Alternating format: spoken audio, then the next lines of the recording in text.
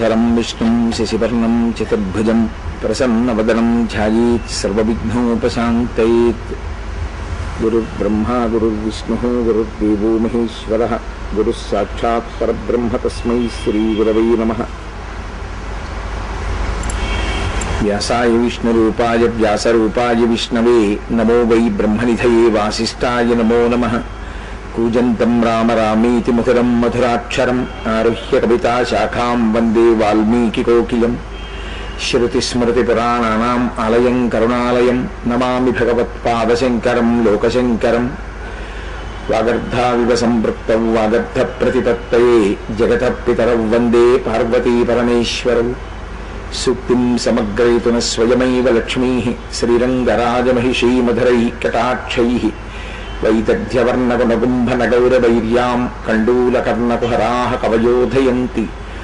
హైమోధ్వపుండ్రమజహన్మకుటం సునాసం మందస్మితం మకరకుండలచారుగండం బింబాధరం బహుళదీర్ఘకృపాకటాక్షం శ్రీవేంకటేశముఖమాత్మనిసన్నిధత్తాం. విమలపటి కమలకుటి పుస్తకరుద్రాక్షసస్థహస్తపుటి కామాక్షి పక్ష్మలాక్షి కలిత విపంచి విభాసి వైరించి. మనోజవం మరుతతుల్యవేగం జితేంద్రియం బుద్ధిమతాం వరిష్టం వాతాత్మజం వనరయూధముఖ్యం శ్రీరామదూతం శిరసా నమామి. ఆపదామపహర్తారం దాతారం సర్వసంపదాం లోకాభిరామం శ్రీరామం భూయో భూయో నమామ్యహం. హరి ఓం. పరమేశ్వర స్వరూపైన సభకి నమస్కారం.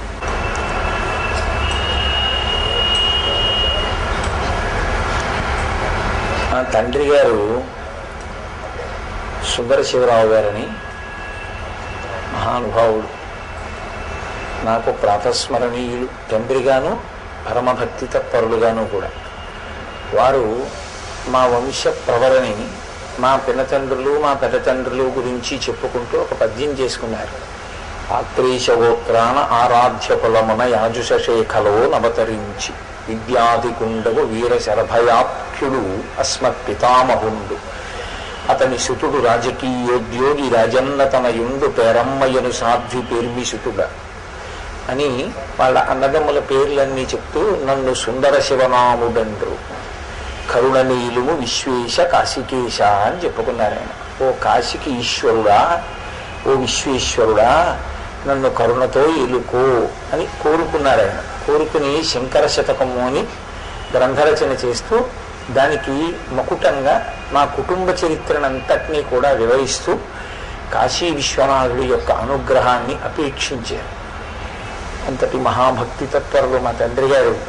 నేను ఇప్పుడు సభల్లో చెప్పలేదు వారి గురించి, కానీ ఇవాళ కాశీ పట్టణంలో చెప్పకపోతే నేను కృతజ్ఞుడనైపోతాను అని చెప్పాను మీతోటి. అంతటి మహానుభావుడు ఆయన కడుపున పుట్టడం, ఆయన కాశీ విశ్వనాథుని యందు అంతటి భక్తి తత్పరత కలిగినటువంటి వారు. ఆయన కాశీ విశ్వేశ్వరుణ్ణి అలా వేడుకున్నారు. ఆత్మావై పుత్రనామాసి అని కదు శాస్త్రం.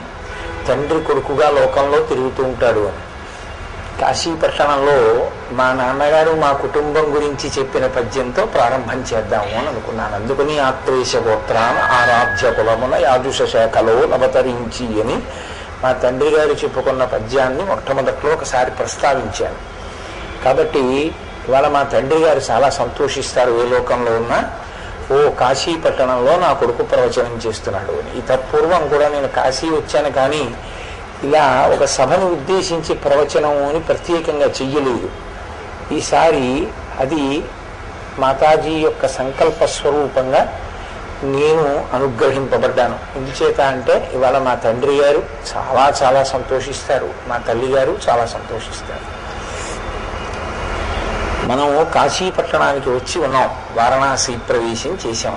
శాస్త్రంలో ఒక మాట ఉంది, ఎక్కడికైనా వెడతాను అంటే ఊరుకుంటారు, కానీ కాశీ వెడతాను అని సంకల్పం చేసినటువంటి ఉత్తర క్షణంలో భూతములు పిశాచములు రాక్షసులు మొదలైనటువంటి వారు అంగీకరించారు. వారు ప్రతిబంధకాలను సృష్టిస్తారు అని. అదేంటంటే వాళ్ళు ఎక్కడ ఉంటారంటారేమో, ఇంట్లోనే ఉంటారు. అందుకే కదా ఉత్తిష్టంతో భూత పిశాచాహ ఏతే భూమి భారకాహ అని చెప్తున్నాం కదా. మీరు ఇక్కడి నుంచి లేచిపోండి, ఎందుకంటే మాకు మీకు విరోధం ఏమీ లేదు, మేము ఈశ్వరుణ్ణి ధ్యానం చేయాలనుకుంటున్నాం, కాబట్టి మీరు తొలగిపోండి అని మనం ప్రార్థన చేస్తాం. వాళ్ళు కాశీపట్టణ ప్రవేశాన్ని అంగీకరించారు. ఎందుచేత అంటే కాశీపట్టణంలో ప్రవేశించినంత మాత్రం చేత జీవుడు సర్వోత్కృష్టమైనటువంటి స్థితిని పొందుతాడు. అందుకే కాశీపట్టణ ప్రవేశాన్ని ఉగ్రభూతములు అంగీకరించారు. అథవా ఈశ్వరుడు కూడా పాపపుణ్యముల విచారణ చేసి అందరినీ కాశీపట్టణ ప్రవేశం చెయ్యనివ్వడు అని. అందుకే ఈ పట్టణాన్ని 8 వైపుల నుంచి 8 కాపాడుతూ ఉంటారు అని. అందున ప్రత్యేకించి కాలభైరవుడు పరిశీలనం చేస్తూ ఉంటాడు, వీడు వస్తానంటున్నాడు, వీడిని ప్రవేశపెట్టవచ్చా. అందుకే కాశీపట్టణ ప్రవేశం చేసేటటువంటి వారు నేను కాశీ వెళుతున్నాను అని చెప్పడం కన్నా, కాశీ వెళ్ళడానికి యోగ్యత నాకు లేకపోయినా నన్ను కాశీపట్టణ ప్రవేశం చేయించడానికి కావలసినటువంటి నీ అపారమైనటువంటి కృపావర్షధారవే నాకు ఆలంబనము అని ఈశ్వరుణ్ణి ప్రార్థన చేసి బయలుదేరాలి అని. అందుకే కదా మనందరం అలా ప్రార్థన చేసి బయలుదేరాం కాకినాడలో. కాశీపట్టణం గురించి చెప్తూ శాస్త్రంలో ఒక మాట అంటారు, అసారే ఖలు సంసారే సారమేత చతుష్టయం కాశ్యాం వాస సతాం సంగో గంగాభ శంభు దర్శనం లేదా శంభు సేవనం. ఈ 4 దుర్లభములు, ఇవి ఎవరికి దొరికేవి కావు. అసారే ఖలు సంసారి, అసారమైనటువంటి సంసారం చాలా సారవంతంగా ఉన్నట్లుగా అనిపిస్తుంది. అబ్బో ఇందులో ఎంత అందం ఉందో, ఎంత సంతోషం ఉందో, ఎంత అనురక్తి ఉందో, ఎన్ని అనుబంధాలు ఉన్నాయో అనిపిస్తుంది. కానీ చిట్ట చివరికి దీని వలన వనగూడేటటువంటి ప్రయోజనము వేదాంత కోణమునందు ఏమీ ఉండదు. కారణం ఏమి అంటే ఒక్కటే, కొంచెం అలా ఎందుకన్నారు అన్నదాన్ని జాగ్రత్తగా పట్టి గమనించవలసి ఉంటుంది. ఏదో నిరుత్సాహపరచడం కోసం అని చెప్పి మాట చెప్పడం ఆర్యోక్తి కాదు. అసారే కలు సంసారే, మనకి సుఖము సుఖము సుఖము ఈ మాట పట్టుకుని వెంపర్లాడుతుంటాం. ఈ సుఖము అనేటటువంటిది మనకి అనుభవంలోకి రావాలి అంటే దేని వలన రావాలి? దుఃఖము వలన వస్తుంది. అది వేదాంతంలో పెద్ద విచిత్రం. ఎందుచేత అంటే మీరు చూడండి, సుఖము ఎప్పుడు అనుభవిస్తాం? మనకి అవతల వ్యక్తి యందు ప్రేమైనా అంకురించాలి, లేదా జరిగినటువంటి సందర్భం మనకి అనుకూలంగా ఉంది అనన్నా అనిపించాలి, అప్పుడే కదా సుఖంగా ఉన్నామన్న భావన. దీన్ని శాస్త్రం అంది సూర్యోదయానికి అడ్డు వచ్చి తప్పుకున్న చెట్టు కొమ్మ. సూర్యోదయం అవుతుంటుంది, బాలభానుడు వహిస్తూ ఉంటాడు. ఎవరో అక్కడ నిలబడ్డారు, చూడాలనిపించింది అలా బాలభానుడి వంక, అబ్బా ఎంత చక్కటి బింబమో చూద్దాం అనిపించింది. కానీ చెట్టు కొమ్మలు అడ్డొచ్చాయి. అరే ఈ చెట్టు కొమ్మలు అడ్డొచ్చాయి, ఎలా సూర్యుడిని చూద్దాం? గాలి వేసి ఇప్పుడు ఆ కొమ్మలు ఇలా తప్పుకున్నాయి, బాలబింబం కనపడింది. అబ్బా ఎంత బాగున్నాడో సూర్యుడు అన్నాడు. నిజానికి అలా అనకూడదు సూర్యోదయ సమయంలో, కానీ ఎంత చక్కగా ఉందో అన్నాడు. వెంటనే మళ్ళీ ఆ కొమ్మలు మోసుకున్నాయి. ఏ కొమ్మలు సూర్యబింబ దర్శనానికి కారణమయ్యాయో ఆ కొమ్మలే మళ్ళీ సూర్యబింబ దర్శనం కాకుండా అడ్డుపడ్డాయి కదా. అంటే అవే సంతోషాన్ని కల్పించాయి, అవే దుఃఖాన్ని కల్పించాయి. అలాగే సంసారమునందుండేటటువంటి అనుబంధములన్నీ అలాగే ఉంటాయి. మీరు బాగా ప్రేమించారనుకోండి ఒకరిని, వారు ఉంటారా? జగత్ అంటేనే జాయితే గచ్చతే ఇది జగత్, వెళ్ళిపోవాలి. మహాపురుషులు వెళ్ళిపోయారు శరీరములతో ఉండకుండా. శంకర భగవత్పాదులు వెళ్ళిపోయారు, చంద్రశేఖరేంద్ర సరస్వతి మహాస్వామి వారు వెళ్ళిపోయారు, చంద్రశేఖర భారతీ స్వామి వారు వెళ్ళిపోయారు. శరీరములు వెళ్ళిపోతాయి, అది ఉండాలని కోరుకోకూడదు కూడా, రాక్షసత్వం అవుతుంది. శరీరమునందు ఆ వెళ్ళిపోతుందన్న సత్యమును రూఢి చేసుకోవడమే మంచిది. కాబట్టి వెళ్ళిపోతాయి శరీరాలు. వెళ్ళిపోయే శరీరములతో తాదాత్మ్యత పెట్టుకున్నాడు అనుకోండి, అబ్బా నాకు ఫలానా వ్యక్తి ఉండడం వల్ల ఎంత గొప్ప ఆనందమో అనుకున్నాడు అనుకోండి, ఉంటాడు ఆయన? కుదరదు, వెళ్ళిపోతాడు. ఆయన వెళ్ళిపోతే ఏమవుతుంది? ఇప్పుడు దుఃఖమునకు కారణం అవుతాడు. అలాగే ఒక ఆయన ఉండడం మనకి ఇష్టం లేదు, కానీ ఆయన ఉండకుండా చేయడం దోషం, ఆయన ఉన్నాడని బాధపడ్డము దోషం. కాబట్టి ఏది సుఖమును కల్పించిందో అదే దుఃఖమును కూడా కల్పిస్తూ ఉంటుంది.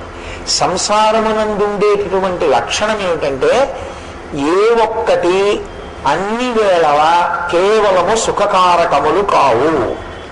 ఇంట్లో వస్తువులు కానివ్వండి, అనుభవించే సుఖాలు కానివ్వండి, అథవా భార్యాబిడ్డలు కానివ్వండి, ఎవరైనా సరే. ఎందుకని అంటే ఒక్కటే, శాస్త్రంలో ఒక మాట అంటారు, మనిషి ఎప్పుడు ఏం కోరుకుంటాడంటే ప్రస్థానమునందు తోడు అడుగుతాడు. ఒక ప్రయాణం చేస్తున్నాడు అనుకోండి, పక్కన ఎవరైనా ఉంటే బాగుండు అంటుంటాడు. అది ఒక అలవాటుగా ఉంటుంది. ఎప్పుడూ ఒకరితో ఉండాలి. ఎందుకంటే పుట్టుక నుంచి అది లక్షణం. అమ్మ కడుపులోంచి బయటకు వచ్చినప్పుడు అమ్మ పక్కన ఉంది. ఆ తర్వాత చాలా చాలా అనుబంధాలు వచ్చాయి. ఎప్పుడు ఎవరో ఒకరు ఉండాలని కోరుకుంటాడు. చాలా పెద్ద నిర్వేదం ఎప్పుడు కలుగుతుందంటే దీన్ని జీవుడు విడిచిపెట్టిన ఉత్తర క్షణంలో అందరూ వదిలిపెట్టేస్తారు. కాయము వీడి జీవుడతి కంపిత చిత్తత నీగు చుండవు నాయనయంచు ఎచ్చు నిజ నందన నందినులైన కాని కందోయిని భష్పములు తొలుత దుఃఖమహాంబుది సొచ్చు పత్నియున్ కాయము వీడిరారు కదా చేసిన కర్మము పుణ్యము తప్ప శంకరా. ఏదొస్తుంది? ఇది విడిచిపెట్టి వెళ్ళిపోయే సమయం ఆసన్నం అవుతుంది. ఇందులోంచి జీవుడు ఉత్క్రమణం అవుతుంటాడు, పైకి లేచిపోతూ ఉంటాడు. లేచిపోయి బయటికి వస్తాడు. బయటికి వచ్చి చూస్తాడు, కల్లరి బొమ్మయవు కాయంబు నొల్లా ఇంటి దొంగలు పోలు కొడుకుల నొల్లా. ఆ కొడుకులు ఇంటి దొంగ లాంటి వాడు. వాడు ఆ తర్వాత ఉన్నవన్నీ వెంటనే నాన్నగారి death certificate, legal heir certificate పట్టుకెళ్ళి అన్ని తన పేరు మీదకి మార్చుకుంటాడు. వాడు ఇంటి దొంగ అని అప్పుడు తెలుస్తుంది. ఇది కల్లరి బొమ్మయవు కాయమ్ము నొల్లా. దీనికి ఎన్ని ఫెయిరింగ్లు నీళ్ళు, ఎన్ని పౌడర్లు, ఎంత అల్లరి. ఆఖరికి ఇది కాలిపోయింది కట్టెల్లో. చూస్తూ ఉంటాడు తనే పైన నిలబడి. అరే ఇవన్నీ వెళ్ళిపోయాయి, పోయి తోడెవరు వస్తారు? కాయము వీడి జీవుడికి కంపిత చిత్తత ఎగుచుండా భయపడి వెళ్ళిపోతుంటే కందోయిని భాష్మము తొలుత దుఃఖమహాంబుది సొచ్చు పత్నియున్. ఏడుస్తూ గుమ్మం దగ్గర నిలబడిన భార్య కానీ, కడుపున పుట్టిన బిడ్డలు కానీ ఎవ్వరూ రారు. ఇక ఆ అనుబంధం ఆ జీవుడికి ఆ శరీరంతో ఉన్నది అక్కడతో తెగిపోయినంతే. నాన్నగారేరి వెళ్ళిపోయాడు, ఆయనేరి వెళ్ళిపోయాడు, పినతండ్రేడి వెళ్ళిపోయాడు. ఆయన ఎందు ఎవరెవరు ఏ అనుబంధములను ఆరోపించారో ఆ ఆరోపణలన్నీ తెగిపోతాయి. అప్పుడు ఏమిటి మిగల్చుకుని వెళ్ళినట్టు? వీటితో పెట్టుకున్నవన్నీ ఏమైనట్లు? ఏమీ పట్టుకురాలేదు జీవుడికి. కాబట్టి అది అసారే కలు సంసారే. నీ జీవుడికి సారవంతం చెయ్యలేదు. నువ్వు పెట్టుకున్న ఏ అనుబంధము నీకు ఉద్ధరణ హేతువు కాలేదు. ఈశ్వరుడితో పెట్టుకున్నది, భక్తులతో పెట్టుకున్నది నీకు ఉద్ధరణ కారకం. అది సంసారము కాదు. అందుకే అసారే కలు సంసారే సారమేవ సారమేత చతుష్టయం. 4 సారవంతములు, మిగిలినవి ఏవి సారవంతములు కావు. శంకరులు ఒక చోట అద్భుతమైన శ్లోకం ఇచ్చారు. అదొక్కటి ప్రతిరోజు బి కాంప్లెక్స్ క్యాప్స్యూల్ వేసుకున్నట్లే ఆ శ్లోకాన్ని ప్రతిరోజు ఒక్కసారి తలుచుకుంటూ వెర్రి ఉండదు. ఆయన అన్నారు, కింవా నేన ధనేన వాజికరి విప్రాప్తేన రాజ్యేన కింవా పుత్ర కళత్ర మిత్ర పశుభిర్దేహేన గేహేన కిం జ్ఞాతైతక్షణ భంగురం సపదిరోత్యద్యం మనోదూరత స్వాత్మార్థం గురువాక్యతో భజ భజ శ్రీ పార్వతీ వల్లభం. గురువాక్య శ్రవణం ఎందుకు చేయమన్నారు? కింవా నేన ధనేన వాజికరిభిః. సంపాదించి తెచ్చినవి చాలా ఉన్నాయి. ఏవి వస్తాయి తనతో? అన్నిటికన్నా ముందాగిపోయేది ఇది కింవానేన ధనేన. జీవితంలో లేచి ఉన్న సమయంలో చాలా భాగాన్ని దేని కొరకు అత్యంత శ్రద్ధతో వెచ్చించాడు? ఐశ్వర్య సంపాదన కొరకు. కేవలం డబ్బంటే డబ్బని కాదు, భోగస్థానములన్నీ. ఏమయ్యాయి ఇవన్నీ? ఏవి కనీసంలో కనీసం కించిత్ కదలలేదు. తాను అన్నిటినీ కదిలించి తనవిగా తెచ్చాడు. ఇది నాది, ఎక్కడి నుంచో తెచ్చి ఇంట్లో పెట్టాడు. ఇప్పుడు అది ఆయన వెళ్ళిపోతున్నాడు, కనీసం కదలదు. అది కదలదు, అది ఏమి బాధ వ్యక్తం చేయదు. ధనము రాదు. కింవానేన ధనేన వాజికరిభిః. గుర్రాలు, ఏనుగులు, ఈ రోజుల్లో అయితే వాహనాలు అసలు రావు. ఆ కార్ల షెడ్లోంచి కార్యం బయటకు వచ్చి చూస్తున్నాడు యజమాని వెళ్ళిపోతున్నాడని, అదేం చూడదు. వాజికరిభిః ప్రాప్తేన రాజ్యేన కిం. ఇక రాజ్యం గురించి ఏం చెప్పాలి? కారేరాజులు రాజ్యములు గెలువరే గర్వోన్నతిం పొందరే వారేరీ సిరి మూట కట్టుకొని పోవంజాలిరే భూమిపై పేరైనం కలదే శిబి ప్రముఖులను ప్రీతిని యశక్కాములయ్యే కోర్కెలు బాలలంతలపరే ఈ కాలమున్ భార్గవ అంటారు పోతన గారు. నేను భూమిపతిని అన్నవాళ్ళు కోట్ల మంది ఉన్నారు. ఏరి పేర్లు కూడా తెలియదు చాలా మంది. ఇప్పుడు వాడు ఉన్ననాళ్ళు భూమిపతిని అన్నాడు, వెళ్ళిపోయాడు. కాబట్టి కింవానేన వాజికరిభి ప్రాప్తేన రాజ్యేన కిం వా పుత్ర కలత్ర మిత్ర పశుభి గేహేన కిం. ఇక భార్య, పిల్లలు, స్నేహితులు ఇవన్నీ ఎక్కడ ఉన్నాయి? ఆఖరి ఊపిరి బయటికి వెళ్ళిపోగానే దాంతో సంబంధం అంతా తెగిపోయిందంటే అందరూ వదిలిపెట్టేశారు. గేహేన కిం, శరీరమే తోడు రాదు, అదే కాలిపోతుంది. ఇక్కడ శరీరం ఇక్కడ వదిలిపెట్టేస్తాం. కాబట్టి గేహేన కిం. మరి ఏవి నీ జీవుణ్ణి ఉద్ధరించేవి కావు, నీ జీవుడితో వచ్చేవి కావు, నీకు రక్షణ ఉద్ధరణ కల్పించగలిగేవి కావు.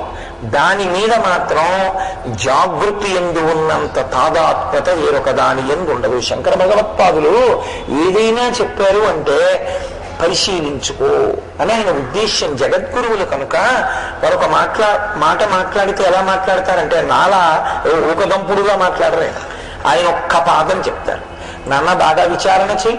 కింవానేన ధనేన, డబ్బు కోసం వెంకర్లాడి తిరుగుతున్నావే. జీవుడు వెళ్ళినప్పుడు వస్తుందా? జీవుడు కాశీకి వెళ్ళాడు.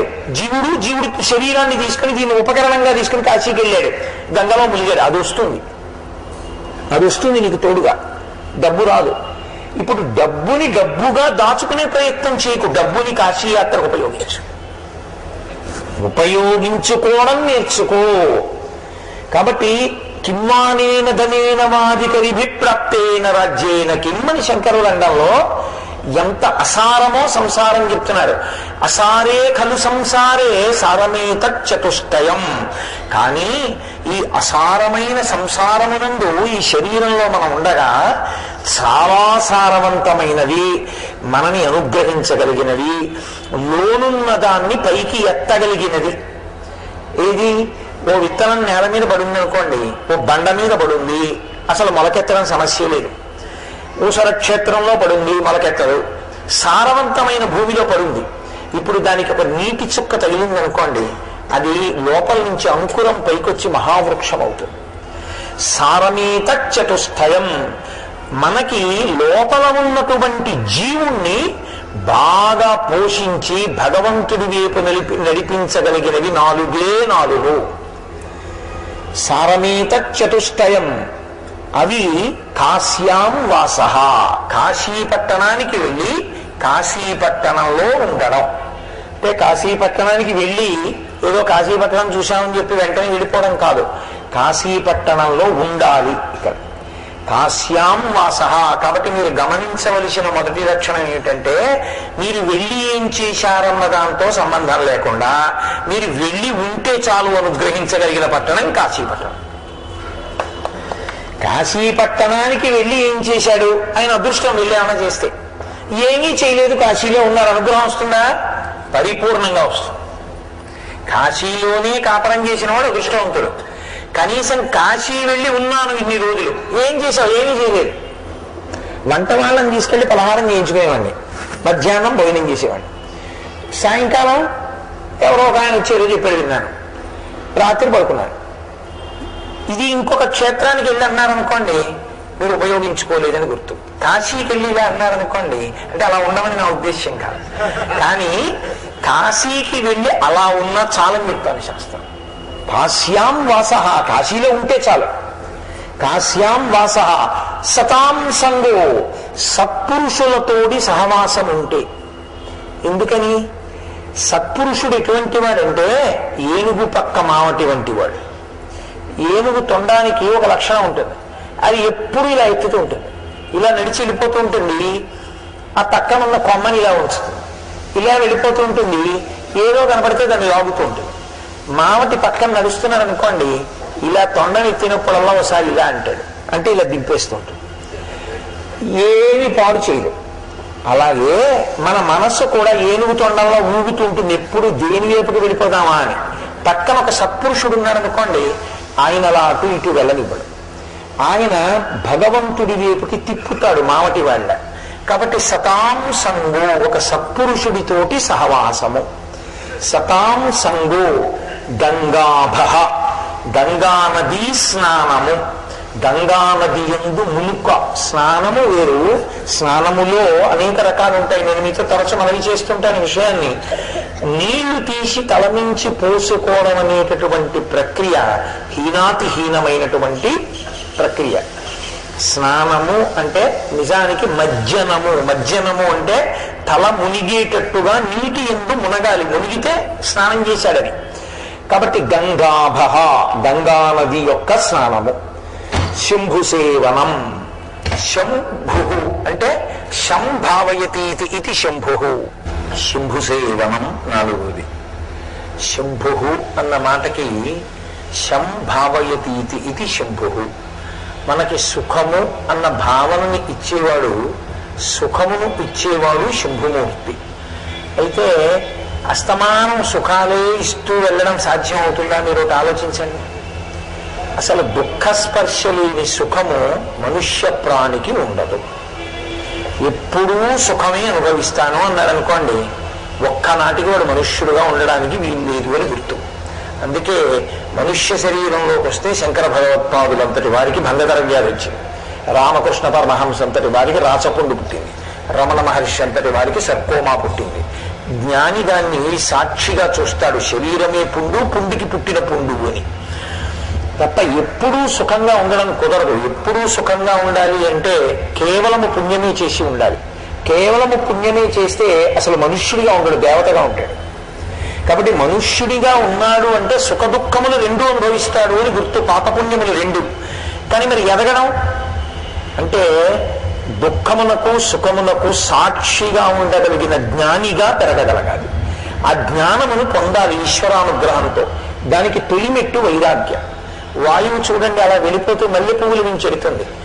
ఇప్పుడు మల్లె పువ్వుల యొక్క సంస్పర్శ చేత అబ్బా సువాసన అంటారు, అలా అని పొంగిపోదు, గాలి వెళ్ళిపోతుంది.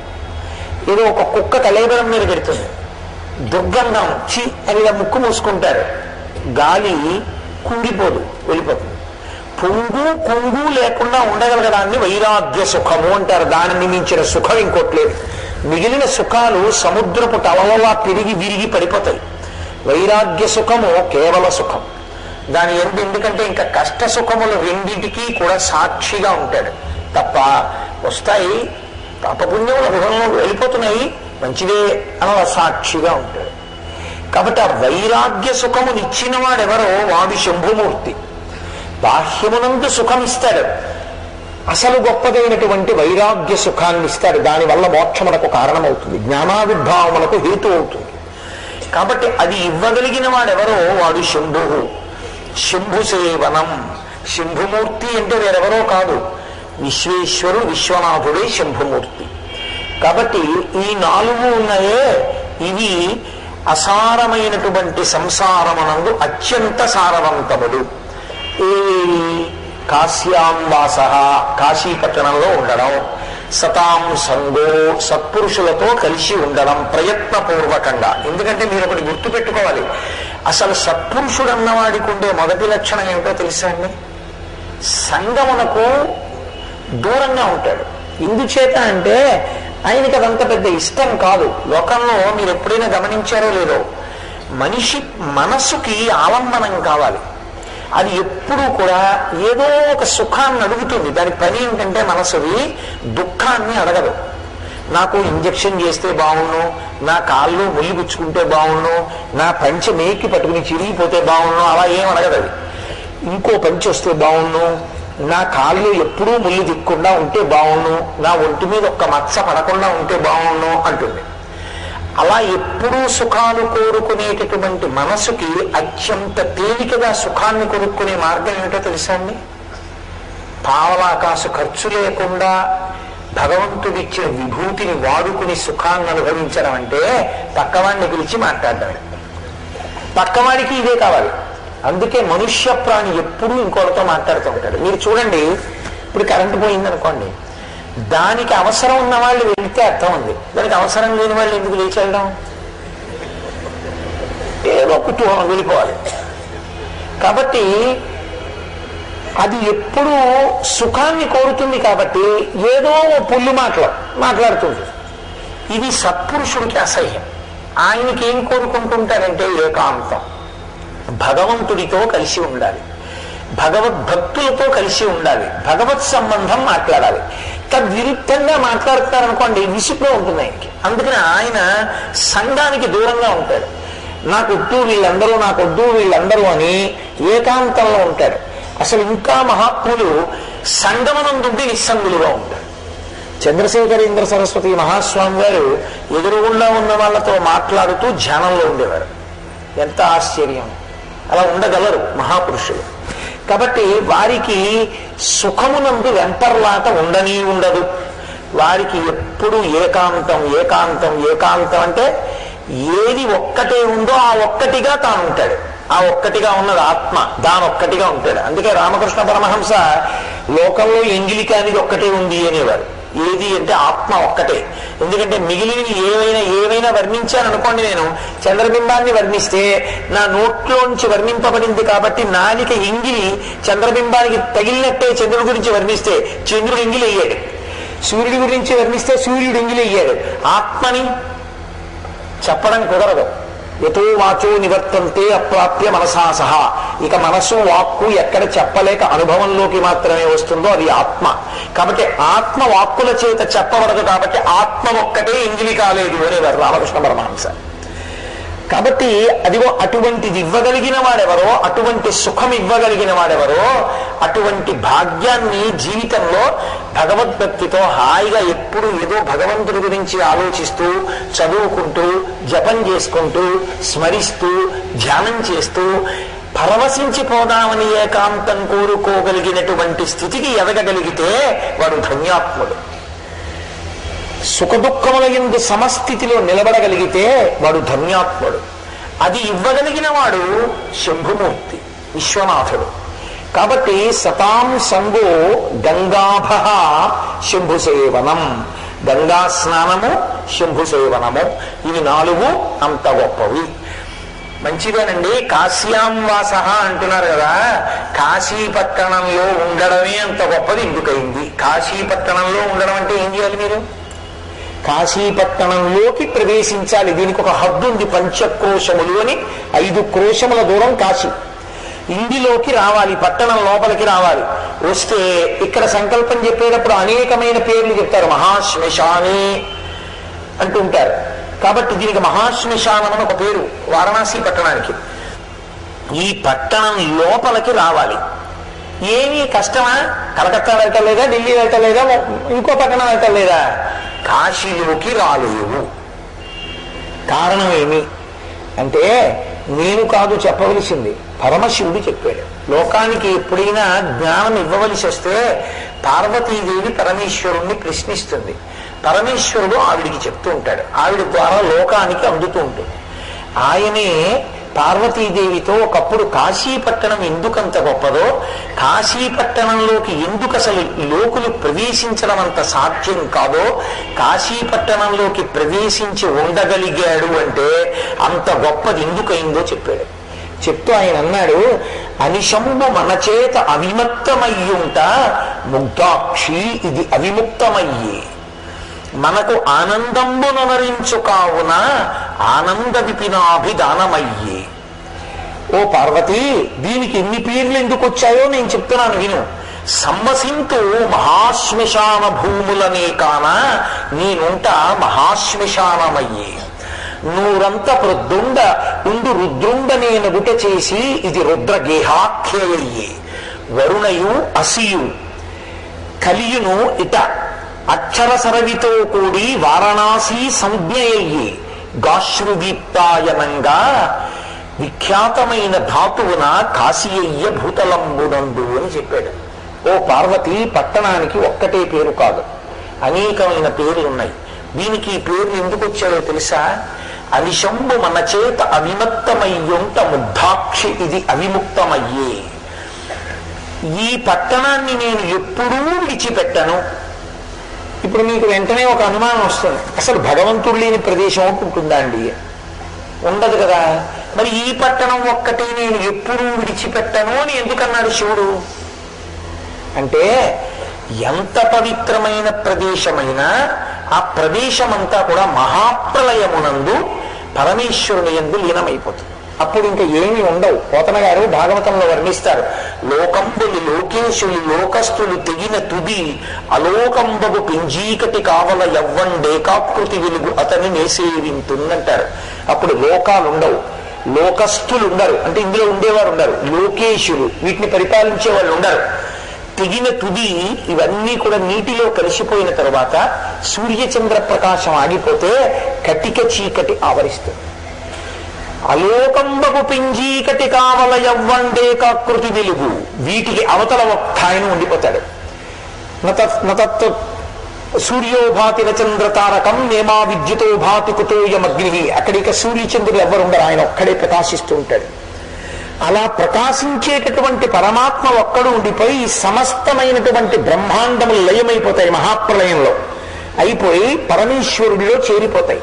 అది మైనపు ముద్ద నల్లపూసల మధ్యలో పడి దొల్లితే, లేదా ఇలా ఇలా ఇలా అంటే నల్లపూసలన్నీ ఎలా అంటుకుంటాయో అలా బ్రహ్మాండములన్నీ పరమేశ్వరుడికి అంటుకుపోతాయి, ఆయనలోకి వెళ్ళిపోతాయి. ఆ వెళ్ళిపోయేటటువంటి ప్రక్రియని మహాప్రలయము అంటారు.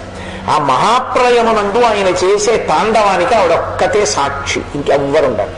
అందుకే మహాప్రలయ తాండవ సాక్షిణి అని పేరు ఆవిడికి. వాళ్ళిద్దరే ఉంటారు. తర్వాత ఆవిడ కూడా ఆయన సంకల్పము అణిగిపోయిన రూపంలో ఆయనలోకి వెళ్ళిపోతుంది. అందుకే పురమధి తురహో పురుషిక అంటారు శంకరాచార్యులు వారి సౌందర్యలహరిలో. నేనన్న భావన కూడా ఉండదు శివుడికి. తనలో తాను ధ్యానంలో మునిగిపోయి తానొక్కడుగా ఉండిపోతాడు. అప్పుడిక రెండవ పదార్థం అన్న కదలిక ఏదీ ఉండదు. కానీ అప్పుడు కూడా ఈ కాశీ పట్టణాన్ని మాత్రం మహాప్రలయంలో ఈశ్వరుడితో కలవదు. కలవకుండా దీన్ని ఒక్కదాన్ని ఆయన త్రిశూలం మీద పైకెత్తుతాడు. పైకెత్తి త్రిశూలం మీద నించోబెడతాడు. అంటే ఈ పట్టణం మహాప్రలయమునందు ఈశ్వరుడితో కలిసి పునఃసృష్టిని పొందదు. పునఃసృష్టిని పొందకుండా ఎప్పటికీ అలాగే ఉండిపోతుంది. ఆయనకి ఈ పట్టణం మీద అంత ప్రేమ, అంత ఇష్టం. అసలు నిజంగా ఒక మాట చెప్పాలంటే పార్వతీదేవి ఒక భార్య అయితే కాశీ ఒక భార్య పరమశివుడికి. పరమేశ్వరుడికి నలుగురు భార్యలు అని లోకంలో ఒక ప్రతీతి. గంగ యొక్కతే, గౌరి యొక్కతే ఆకాశ గంగ యొక్కతే, కాశీ యొక్కతే, దక్షిణ కాశీ యొక్కతే, శంభునకు లోకనాయకునకు రాణివాసంబులు అనురాగ రసము పేర్మి అంటాడు శ్రీనాథుడు. ఈ నలుగురు పరమశివుడికి ఇల్లాళ్ళు. ఎవరు? గౌరీ యొక్కతే. గౌరీ అంటే పార్వతీదేవి. పార్వతీదేవి ఒక భార్య, మొదటి భార్య. గౌరీ యొక్కతే, ఆకాశ గంగ యొక్కతే. ఆకాశ గంగ ఒక భార్య, భరించారు కాబట్టి భర్తే. ఆకాశ గంగ యొక్కతే. కాశీ యొక్కతే, ఈ కాశీ పట్టణం కూడా ఆయన భార్య. దక్షిణ కాశీ యొక్కతే, దక్షారామ క్షేత్రం, అది ఒక భార్య, ఆమె ఒక భార్య. కాబట్టి నలుగురు శంభునకు లోకనాయకునకు, లోకనాయకుడైనటువంటి పరమేశ్వరునికి రాణివాసమ్ములనురాగ రసము పేర్మి, ఆయన అనురాగమంతా వీళ్ళ నలుగురి మీద ఉంటుంది. ఎంత ప్రేమో ఆయనకి నాలుగు అంటే. అందుకే ఈ నాలుగిటిలో దేని జోలికైనా మీరు వెళ్ళడం కానీ, వాటిని అపవిత్రం చేయడం కానీ, వాటిని పాడు చేయడం కానీ, వాటి గురించి తక్కువ చేసి మాట్లాడడం కానీ, వాటిని నిందించడం కానీ చేస్తే ఉత్తర క్షణంలో శివానుగ్రహం కోల్పోతాడు. అందుకే నాలుగు ఆయనకి అనురాగ రసమునకు కారణములు. అంతటి విరాగి అయి అంతటి జ్ఞాని అయిన పరమాత్మకి. అందులో ఒకటి కాశీ. ఈ పట్టణాన్ని ఆయన త్రిశూలం మీద నిలబెడతాడు మహాప్రలయంలో. కాబట్టి అనిశంభు మన చేత అవిముక్తమయ్యుంట ముగ్ధాక్షి, ఇది అవిముక్తమయ్యే ఈ పట్టణాన్ని అవిముక్త క్షేత్రము అని పిలుస్తారు.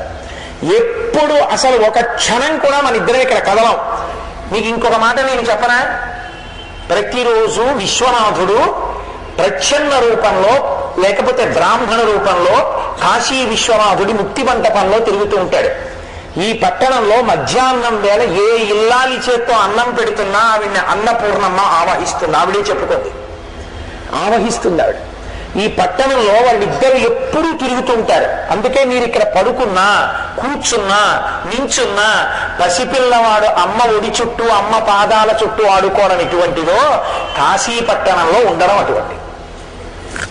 అందుకే కాశీ పట్టణంలో ఉండడం అంటే పార్వతీదేవి యొక్క పవిట కొంగు పట్టుకుని పసిపిల్లాడు ఆడుకున్నట్టు ఆడుకోవడం, అమ్మవారి పాదాల దగ్గర తిరగడం, అయ్యవారి పట్టుపంచ దగ్గర తిరగడం, అయ్యవారి కాళ్ళ మీద కూర్చోవడం, పసిపిల్లాడిలాగా ఆయన కాళ్ళ మీద తలపెట్టుకోవడం, వాళ్ళిద్దరి పాదాల దగ్గర పడుకోవడం, వాళ్ళిద్దరి పాదాల దగ్గర అన్నం తినడం. ఇంతకన్నా ఏం చేస్తారు మీరు? ఇంకా ఏమైనా ఉండేది చేయడానికి?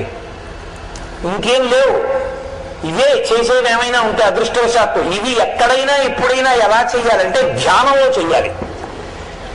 శంకర భగవత్పాదులంతటి వారు సౌందర్యలహరిలో అన్నారు, అమ్మా నేను ఎప్పుడమ్మా నీ చరణములను, నీ పాదములను కడిగినటువంటి నీళ్లు పిబేయం విద్యార్థి తమ చరణ నిర్మీజన జలం కదా వాతాం దృష్ట్వా, ఎప్పుడమ్మా నిన్ను చూడడం, ఎప్పుడమ్మా నీ పాదోదకం తాగడం అని అడిగారు. అది ధ్యానమునందు తప్ప సాధ్యం కాదు. ధ్యానము ఆ స్థాయిలో చేయడం అందరికీ సాధ్యం కాదు. కాశీ పట్టణంలో ప్రవేశిస్తే ఇక్కడ మీరు ఏం తాగారో అది పార్వతీ పరమేశ్వరుల పాదాల దగ్గర కూర్చుని తాగినట్టు, మీరు ఇక్కడ ఏం తిన్నారో అది వాళ్ళ పాదాల దగ్గర తిన్నట్టు, మీరు ఇక్కడ ఏం మాట్లాడారో అది వాళ్ళ పాదాల దగ్గర మాట్లాడినట్టు. ఇప్పుడు ఇంకోటి ఎందుకు మాట్లాడాలి? వాళ్ళ పాదాల దగ్గర కూర్చునే అదృష్టం 9 రోజులు ఇచ్చారనుకోండి, ఈ 9 రోజులు ఏం మాట్లాడాలి? జీవుడు ఉద్ధరణ కొరకు వాళ్ళ గురించి మాట్లాడాలి, భగవన్నామని చెప్పాలి, గొంతు అరిగిపోవాలి వాళ్ళ గురించి చెప్పుకోవడంలో, ధ్యానం చేసుకోవాలి, చక్కగా కూర్చుని సత్కార్యములను చేస్తూ ఉండాలి. తప్పించి వేరొక పని చేయకూడదు ఇక్కడ.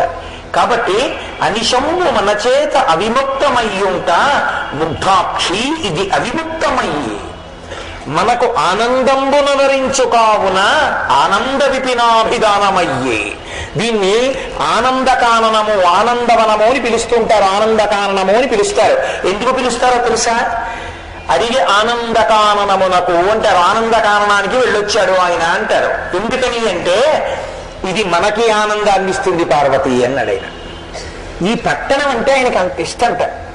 ఆయన ఇక్కడే తిరుగుతూ ఉంటాడు, ఎప్పుడు ఇక్కడే బయటికి వచ్చి వైశ్వదేవం చేసినటువంటి వాళ్ళు ఎవరైనా ఉంటే అన్నం తిందామని ముక్తి మంటపంలో తిరుగుతూ ఉంటాడు. ఇంకా చిత్రం ఏంటో తెలుసా అండి? ముక్తి మంటపంలో దక్షిణామూర్తిగా కాలు మీద కాలేసి కూర్చుని ఎవరికి జ్ఞానమిచ్చి అనుగ్రహిద్దామనుకున్నాడో వాళ్ళకి అక్కడే కూర్చుని విశ్వనాథ మంటపంలోకి వెళ్ళినప్పుడు జ్ఞానాన్ని అనుగ్రహిస్తాడు. అంత గొప్ప క్షేత్రం కాశీక్షేత్రం. అందుకని మనకు ఆనందంబునరించు కావున ఆనంద విపినాభిధానమయ్యే. మన అనుమతి లేని వాడు ఇక్కడికి రాడు. మన అనుమతితో లోపలికి వచ్చిన వాడు అంటే వాడు మనవాడై ఉన్నవాడు అని గుర్తు. ఎవడు పాపిష్టయో, ఎవడు దుష్కర్మముల యందు ఉంటాడో అటువంటి వాణ్ణి నేను ఇందులోకి రానివ్వను. చూస్తూ ఉంటాడు కాలభైరవుడు, చూస్తూ ఉంటాడు డుంటి గణపతి. కాబట్టి వాళ్ళు రారు. లోపలికి వచ్చారు అంటే మన బిడ్డలే, లోకమంతా మన బిడ్డలే, కానీ వీళ్ళు మన ప్రేమని పొందినవారు. కాబట్టి తల్లిదండ్రులకు అత్యంత ప్రీతిపాత్రమైంది ఏంటి? తమ బిడ్డలను చూసుకోవడమే. ఒక స్థితిలో పెళ్లి చేసుకోవడం ఇష్టం, ఒక స్థితిలో డబ్బు సంపాదించడం ఇష్టం. కడుపున బిడ్డలు పుట్టిన తర్వాత తండ్రికి తల్లికి ఏది ఇష్టం అవుతుందో తెలుసా అండి? అందున ప్రత్యేకించి తండ్రికి బిడ్డల యొక్క వచ్చిరాని మాటలు వినడం ఎంత సంతోషంగా ఉంటుందో. హిరణ్యకశిపుడు అంతటి వాడు ఒప్పుకున్నాడు. ఆయన అన్నాడు, ఆ పిల్లల మాటలున్నాయే అవి జనకులకు కర్ణయుగలి సద్భూషణములన్నాడు. చెవులకు పెట్టుకున్న ఆభరణాలు లాంటివి వచ్చిరాని మాటలు పిల్లలని. కాబట్టి ఆ పిల్లల్ని చూసుకోవడం ఎంత సంతోషం. కాశీ పట్టణంలోకి వచ్చాడు పిల్లాడు, ఇక్కడికొచ్చి ఉన్నాడు. ఎవరికి ఆనందం అవుతుంది ఇప్పుడు? నీకు కాదు. జగత పితరౌ వందే పార్వతీ పరమేశ్వరౌ. నేనున్నాను, ఏదో మా అబ్బాయి మా అమ్మాయి నా దగ్గరికి వచ్చారనుకోండి, అదే మా అమ్మాయి అల్లుడు మా అబ్బాయి వచ్చారనుకోండి, ఇంకా వాడికి పెళ్ళవలేదు కాబట్టి వచ్చి ఏదో ఓ వారం ఉండి నాన్నగారండి బయలుదేరుతామండి అన్నారు అనుకోండి, నా మనసులో వెంటనే ఏమిట్రా విరిగండి అంటానా? ఇంకొక వారం ఉండకూడదురా అంటానా? అది తండ్రి హృదయం. పిల్లల్ని చూస్తే ఎంత సంతోషమో పొంగుతుంది హృదయం. ఈ ఆనందం మనకిస్తుంది. మనకున్న ఆనందం లోకానికి ఉండేది కాదు. మనం ఒకరికి మోక్షానందం ఇవ్వగలిగిన వాళ్ళం.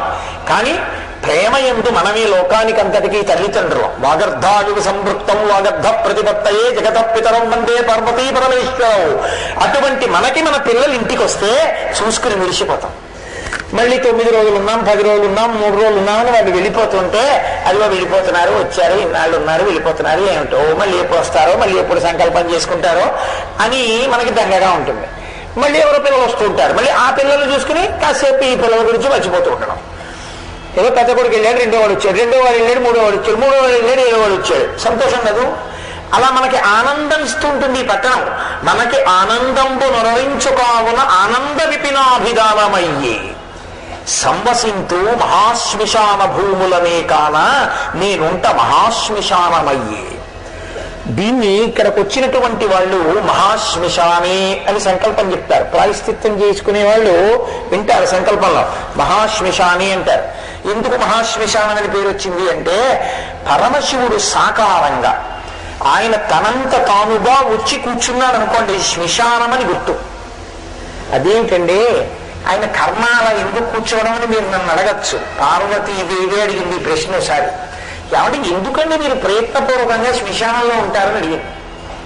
మహాభారతంలో అనుశాసనిక పర్వంలో అడిగింది. అడిగితే పరమేశ్వరుడు దానికి కొన్ని కారణాలు చెప్పాడు.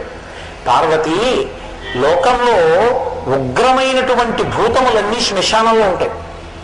అవి పుణ్యకార్యాచరణమును అంగీకరించవు. కాబట్టి ఎవరైనా పుణ్యకార్యం చేస్తున్నారంటే వాళ్ళకి విఘ్న రూపంలో వెడతాయి, వాళ్ళని పాడు చేస్తాయి, వాళ్ళని చేయనివ్వవు. బ్రహ్మగారు ఒకసారి వచ్చి నా దగ్గర మొత్తుకున్నాడు, శివ, లోకంలో మంగళకార్యాలు జరగట్లేదు, ఈ భూత ప్రేతాదులన్నీ వచ్చేస్తున్నాయి, వచ్చి మంగళ కార్యాలు జరగకుండా చేస్తున్నాయి. కాబట్టి లోకంలో ఎవరైనా మీ బిడ్డలేగా? 10 మంది కొడుకుల్ని కంటే 9 మంది గొప్ప ఉన్నత విద్యావంతులైనా ఒకడు జేబు దొంగైనా వాడికి తండ్రిగా. కాబట్టి లోకంలో అన్ని ప్రాణులకి మీరేగా తల్లిదండ్రులు. కాబట్టి మీరు వెళ్ళి శ్మశానంలో కూర్చోండి. కూర్చుంటే వాళ్ళు వెడతా అంటే ఎవ్వరో ఇక్కడే ఉండండి అన్నారు అనుకోండి. మీరు చూడండి, అందరూ వచ్చేయండి అంటే నా వెనకాల వస్తుంటారు. అలా ఆయన అక్కడ కూర్చున్నాడు అనుకోండి, కూర్చొని ఎవరు బయటికి వెళ్ళద్దు అన్నాడు అనుకోండి, ఎవరు బయటికి వెళ్ళరు, అక్కడ కూర్చుంటారు. కానీ వాటికేమిటో తెలుసా సంతోషం?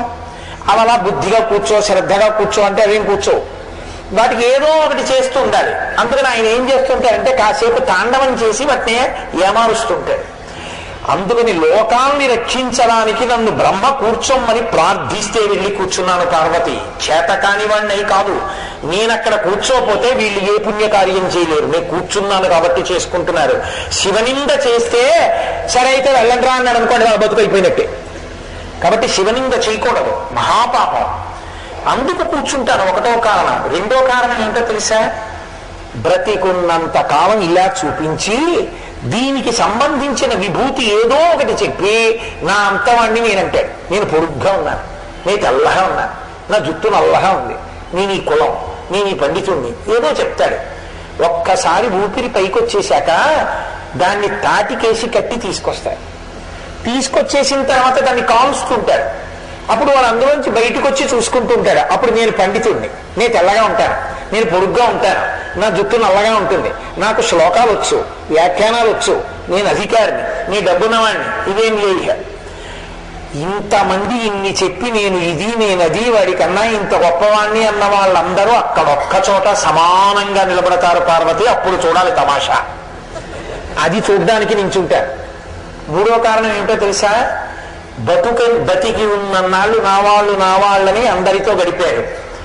తీసుకెళ్ళి అక్కడ పెట్టేసిన తర్వాత కపాల మోక్షం అయిపోయింది, వెళ్ళిపోమ్మని సంజ్ఞ చేయగానే అందరూ వెళ్ళిపోతారు, ఎవరు ఉండరు, వీడొక్కడే ఉంటాడు. బిక్కు బిక్కు బిక్కు బిక్కుమంటూ ఉంటే తోడన్నవాడు లేక ఏడుస్తుంటే నేనున్నాను లేరా అని చెప్పడానికి నేనున్నాను పార్వతి అక్కడ అన్నది. కాబట్టి ఆయన కారణాలు చెప్పి ఇందుకున్నాను పార్వతి, చేతకానివాణ్ణి కాదు, నాకేమీ కాస్త స్థలం ఇచ్చేవాడు లేక కాదు, ఈ సమస్త బ్రహ్మాండములు నేను సృజించాను, బ్రహ్మని సృజించాను, నాకు పెద్ద లెక్క కాదు, కానీ లోకం కోసం ఉన్నానన్నాడు. అంతటి మహానుభావుడు. కాబట్టి ఎక్కడ నేనుంటానో దాన్ని శ్మశానం అంటుంటారు. అసలు ఇంకొక రహస్యం ఏమిటో తెలుసా అండి? అసలు ఈ లోకమే పెద్ద మహాశ్మశానం. ఎందుకో తెలుసా? నేను ఇప్పుడు మాట్లాడితే ధ్వని తరంగాలకి చచ్చిపోయాయి ప్రాణులు. నేను కాళ్ళు ఇలా కదుపుతుంటే చచ్చిపోయాయి. నేను మళ్ళీ ఇలా చేతులు పెడితే కొన్ని పురుగులు చచ్చిపోతాయి. నా నోట్లోకి వెళ్ళి కొన్ని చచ్చిపోతాయి. మీ అందరూ కూర్చున్నప్పుడు మీ కింద కూర్చుని ఎన్నో చచ్చిపోయాయి. చచ్చిపోయిన ప్రాణులన్నీ బ్రహ్మాండంలో కలిసిపోయే ప్రదేశం శ్మశానం అయితే అన్ని చోట్ల ఇన్ని ప్రాణులు చచ్చిపోయి బ్రహ్మాండంలో కలిసిపోతున్నది శ్మశానం కాకుండా ఎందుకుంది? పైగా శరీరం అంటే చిట్ట చివర శ్మశానంలో కలిసింది, కానీ చచ్చిపోయే వాళ్ళందరూ శ్మశానంలో చచ్చిపోవట్లేదుగా. ఇళ్లలోనే చచ్చిపోతున్నారు, హాస్పిటళ్లలోనే చచ్చిపోతున్నారు, సినిమా హాల్లో చచ్చిపోతున్నాడు, తింటూ చచ్చిపోతున్నాడు, తాగుతూ చచ్చిపోతున్నాడు, పడుకుని చచ్చిపోతున్నాడు. అప్పుడు శ్మశానం కాండేది? లోకమే పెద్ద శ్మశానం. రెండే ప్రతిపాదనలు ఉంటే లోకంతా శ్మశానం అనండి, లేకపోతే అసలు ఏది శ్మశానం కాదనండి తప్ప ఆయన ఉన్నది శ్మశానం అంటే అంతకన్నా అన్యాయం లేదు. లేదా ఆయన చెప్పిన సిద్ధాంతాన్ని అంగీకరించండి అంతే తప్ప శివలింగ చేయడానికి మార్గాలు వెతక్కండి. కాబట్టి అటువంటి మహానుభావుడైనటువంటి పరమేశ్వరుడు ఎక్కడుంటాడో దాన్ని మహాశ్మశానం అని పిలుస్తూ ఉంటారు.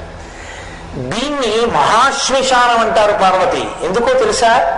ఎప్పుడూ నేను ఇక్కడే కూర్చుంటాను, ఈ క్షేత్రంలోనే కూర్చుంటాను. నేనున్నాను కాబట్టి దీన్ని మహాశ్మశానం అన్నారు. ఎక్కడైనా చచ్చిపోయారనుకోండి, వాడి శరీరాన్ని కాల్చడానికి దక్షిణాన శ్మశానానికి తీసుకెడతారు. ఈ పంచక్రోశములలో చచ్చిపోయాడు అనుకోండి, వాడు పరమేశ్వరుణ్ణి చేరిపోతాడు. ఎందుకంటే ఆయన పాదాల దగ్గరే చచ్చిపోవాలి. మరి ఈ ఊళ్ళోకి వచ్చి తింటే ఆయన పాదాల దగ్గర, తాగితే ఆయన పాదాల దగ్గర, ఏదో ఆడుకుంటే ఆయన పాదాల దగ్గర, పడుకుంటే ఆయన పాదాల దగ్గర అయితే చచ్చిపోతే ఎక్కడ వాళ్ళు? ఆయన పాదాల దగ్గరే అవ్వాలి. ఆయన పాదాల దగ్గర చచ్చిపోయిన వాడు ఆయనలో వెళ్ళిపోతే ఎక్కడికి వెళ్తారు? అందుకే శాస్త్రంలో ఒక గొప్ప మాట ఉంది, మృత్యు భీతి విడిచిపెట్టి వెళ్ళవలసిన ఊరు ఏదైనా ఉంటే కాశీ ఒక్కటే. నే చచ్చిపోతానన్న బెంగ పెట్టుకోక. ఎందుకో తెలుసా? ఇక చచ్చిపోవడానికి అవకాశం లేకుండా పోయింది. ఇదే ఆఖరి చావు. కాశీలో చచ్చిపోయిన వాడు ఈశ్వరుల్లో వెళ్ళిపోయాడు కాబట్టి పుట్టాడు కాబట్టి చావడం. ఇంకో చోట చచ్చిపోతే మళ్ళీ పుట్టాలి కాబట్టి వీడు. ఇక ఎలాగో తప్పని చావు. ఇక్కడ చచ్చిపోతే ఇక చావలసిన అవసరమే లేకుండా దరిద్రం వెళ్ళిపోయింది కాబట్టి సంతోషించాడు. కాబట్టి మృత్యుభయం విడిచిపెట్టి వెళ్ళవలసిన ఊరు ఏదైనా ఉంటే కాశీ ఒక్కటే అని చెప్పారు.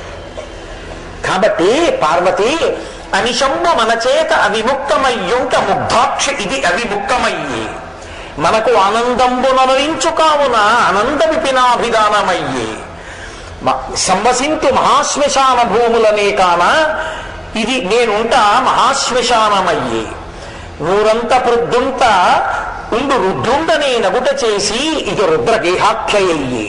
రుద్రహ అన్న శబ్దానికి అనేకమైన అర్థాలున్నాయి. ప్రధానంగా ఏడుపుని తీసేసేవారు రుద్రుడు. ఏడుపు ఎప్పుడు ఉంటుంది? దీంతో ఉంటే ఏడుపు. దీనికోసం ఏమో పుట్టిందో, తేలు పుట్టిందో, పాము పుట్టిందో, లేకపోతే దీనికో కొడుకోట్లేదనో, కూతురుట్లేదనో, పుట్టిన కూతురికి పెళ్ళవలేదనో, పెళ్ళైతే అది ఎక్కడికో ఏదో ఈ దేశాలు వెళ్ళిపోయిందని మన దగ్గర లేదనో, ఈ ఏడుపులన్నీ ఇది ఉంటాయి. అసలు దీంతో లేకుండా ఆత్మగా ఉంటే ఏమీ లేవు కదూ. కాబట్టి ఏడుపు లేని ప్రదేశం ఏదైనా ఉంటే ఇదొక్కటే. ఇప్పుడు చచ్చిపోయిన వాడి గురించి ఏడుపు ఎందుకు ఏడవాలండి అంటే, ఎందుకు ఏడవాలో తెలుసా? నిజానికి వాడు చనిపోతున్నప్పుడు వాడి బ్రహ్మస్థానం బద్దలవలేదని ఏడవాలి. అరే వీడి ఇంత గొప్ప శరీరంలోకి వచ్చాడురా, వీడి ప్రాణోత్క్రమణం అయినప్పుడు తల చెట్ల లేదు కాబట్టి వీడు మళ్ళీ వస్తాడేమో శరీరంలో, ఇందుకు ఏడవాలి. కాబట్టి ఏం చేస్తారు? అలా బాగుండదు 10 మందికి చెప్తేనని కట్టెల మీద పెట్టి తల తగిలిపోయిన తర్వాత మా వాడికి కపాల మోక్షం అయిపోయిందని పోయి స్నానం చేసి ఇంటికి వచ్చేస్తారు. అదో దొంగ ఎడుపు. మళ్ళీ ఇక్కడ పోతే వాడికి కపాల మోక్షం అవ్వలేదని అక్కర్లేదు, ఇక్కడ పోయినవాడు ఈశ్వరుల్లో కలిసిపోయాడు. కాబట్టి నేను ఏడుపులు తీసేస్తుంటా. ఇక్కడ ఏడవడానికి కారణం లేదు, పోయాడని ఏడవడానికి ఏం లేదు. నువ్వు జాగ్రత్త పడు, వాడు వెళ్ళిపోయిన మార్గం నీకు దొరకద్దు. అందుకని వాడు కాశీలో పోయాడు, నువ్వెక్కడ పోతావు? వాడు కాశీలో పోయాడంటే ఇక మళ్ళీ రాడు, వాడు అదృష్టవంతుడు. ఇప్పుడు నువ్వు ఏడవడం కాదు, తస్మాత్ జాగ్రత్త, నేను అలా ఉంటానా కాశీపట్టణంలో సమయంలో అని నీ గురించి ఏడవాలేమో కానీ వాడి గురించి ఏడవడానికి లేదు. నీ గురించి నువ్వు ఏడవడం అంటే నీ గురించి నీకు పరాకొచ్చింది కాబట్టి మంచి లక్షణంలో ఉన్నావు, అది ఏడుపు కాదు. ఉత్తమమైన శోకమే కాదు. కాబట్టి ఇప్పుడు రుద్రగేహాఖ్యయ్యే వరుణయు అసియు కూడిట. ఇక్కడ వరుణ అసి అన్న 2 నదులు గంగానది ప్రవాహం అర్ధచంద్రాకారంలో ఉంటే ఒకటి ఒక చివర ఒకటి దాంతో సంగమిస్తాయి. సంగమించినప్పుడు అది చూడ్డానికి ఎంత అందంగా ఉంటుందో, ఇలా గంగా అర్ధచంద్రాకారంగా ఉంటుంది. ఒక చివర అసి, ఒక చివర వరుణ, రెండు గంగా నదిలో కలుస్తాయి. కలిసినప్పుడు అది ఎంత అందమైనదో. అందుకని అక్షరసరవి చేత వారణాసి అయ్యి, అక్షరములను కలిపేశాం. వర అసి కలిసిపోయాయి కాబట్టి ఇక్కడ గంగలో వాటిని కూడా కలిపేశాం, అక్షరాల్లో కలిపేశాం మనం. అవి గంగలో కలిసాయి, మనం అక్షరాల్లో కలిపాం. కలిపితే వరుణ అసి విడిగా ఉండకుండా దీర్ఘం వచ్చి వారణాసి అయిపోయింది. అక్షర సరవి చేత కలిసిపోయాయి కాబట్టి వారణాసి అయింది. పట్టుకున్నారనుకుంటున్నాను మీరు. అందుకని వారణాసి. ఇంకొక కారణం ఏమిటో తెలుసా? ఇక్కడ ఈ కాశీ పట్టణంలో గాశ్రుదీప్తాయనంగా విఖ్యాతమైన ధాతువున కాశీయ్య భూతలంబునందు. గాశ్రుదీప్త అన్న మాటకు అర్థం ఏంటంటే ఎప్పుడూ ప్రకాశించున్నది. ఎప్పుడూ ప్రకాశించేది ఏదో తెలుసా అండి? ఆత్మ ఒక్కటే. దాని వెలుతురు పడి కళ్ళు చూస్తాయి, దాని వెలుతురు పడి చెవి వింటుంది, దాని వెలుతురు పడి ముక్కు వాసన చూస్తుంది. శంకర భగవత్పాదులు దక్షిణామూర్తి స్తోత్రంలో చెప్తారు, ఒక దీపం పెట్టి కుండకి కన్నాలు పెట్టి 5 కన్నాలు బోర్లించారనుకోండి, 5 కన్నాల్లోంచి వెలుతురు వస్తుంది. ఇప్పుడు కుండగా వెలుతురు దీపాందే? దీపపు వెలుతురు కుండ కన్నాల్లోంచి వచ్చినట్టు లోపల ఆత్మ కాంతి కంటి మీద పడి కన్ను చూస్తుంది, ఆత్మ కాంతి చెవి మీద పడి చెవి వింటుంది. అది ఆత్మది. కానీ ఆత్మ తెలియబడదు సాధన చేత తప్ప, జ్ఞానము చేత తప్ప. ఏది తెలుస్తుంది? నేను కంటితో చూస్తున్నానని చూస్తాడు, పైవి తెలుస్తాయి, లోపలికి కన్ను చూడలేదు. అందుకే లోపల తనని ప్రకాశింపచేస్తున్న ఆత్మదీపం తనకి తెలియదు. అది జ్ఞానమునకు మాత్రమే తెలుస్తుంది, సాధన చేసిన యోగికి తెలుస్తుంది. సుందరకాండలో హనుమ వంటి మహాపురుషులకు, భగవాన్ రమణుల వంటి వారికి, చంద్రశేఖరేంద్ర సరస్వతి మహాపురుషుల వంటి వారికి, చంద్రశేఖర భారతి వంటి వారికి అవగతమవుతుంది. కాబట్టి గాశ్రుదీప్తాయనంగా విఖ్యాతమైన లోపల ఉన్న దీపమేదో అది నువ్వు అసలు. శంకరులు దక్షిణామూర్తి స్తోత్రం చేస్తూ అంటారు, నానాఛిద్రకటోదర స్థిత మహాదీప ప్రభాభాస్వరం జ్ఞానం యస్యతు చక్షురాది కరణ ద్వారా బహిస్పందతే జానామీతి తమేవ భాంతమనుభాత్య తత్సమస్తం జగత్ తస్మై శ్రీ గురుమూర్తయే నమజిదం శ్రీ దక్షిణామూర్తయే. కుండ కన్నాల్లోంచి దీపపు వెలుతురు కొట్టినట్టు లోపల ఉన్న ఆత్మ కాంతి ఈ ఇంద్రియముల ద్వారా ప్రకాశిస్తోంది. పైకి కనపడకుండా లోపల ఉన్నటువంటి ఆత్మ చైతన్యమే పైకి కనపడేటటువంటి భూమిగా, పట్టణంగా మారితే అదే కాశీ. ఈ ఆత్మ చైతన్యం ఎవ్వరికీ కనపడదు. ఆ ఆత్మ చైతన్యమునందు మీరుండడం అంటే జ్ఞానిగా నిలబడ్డం.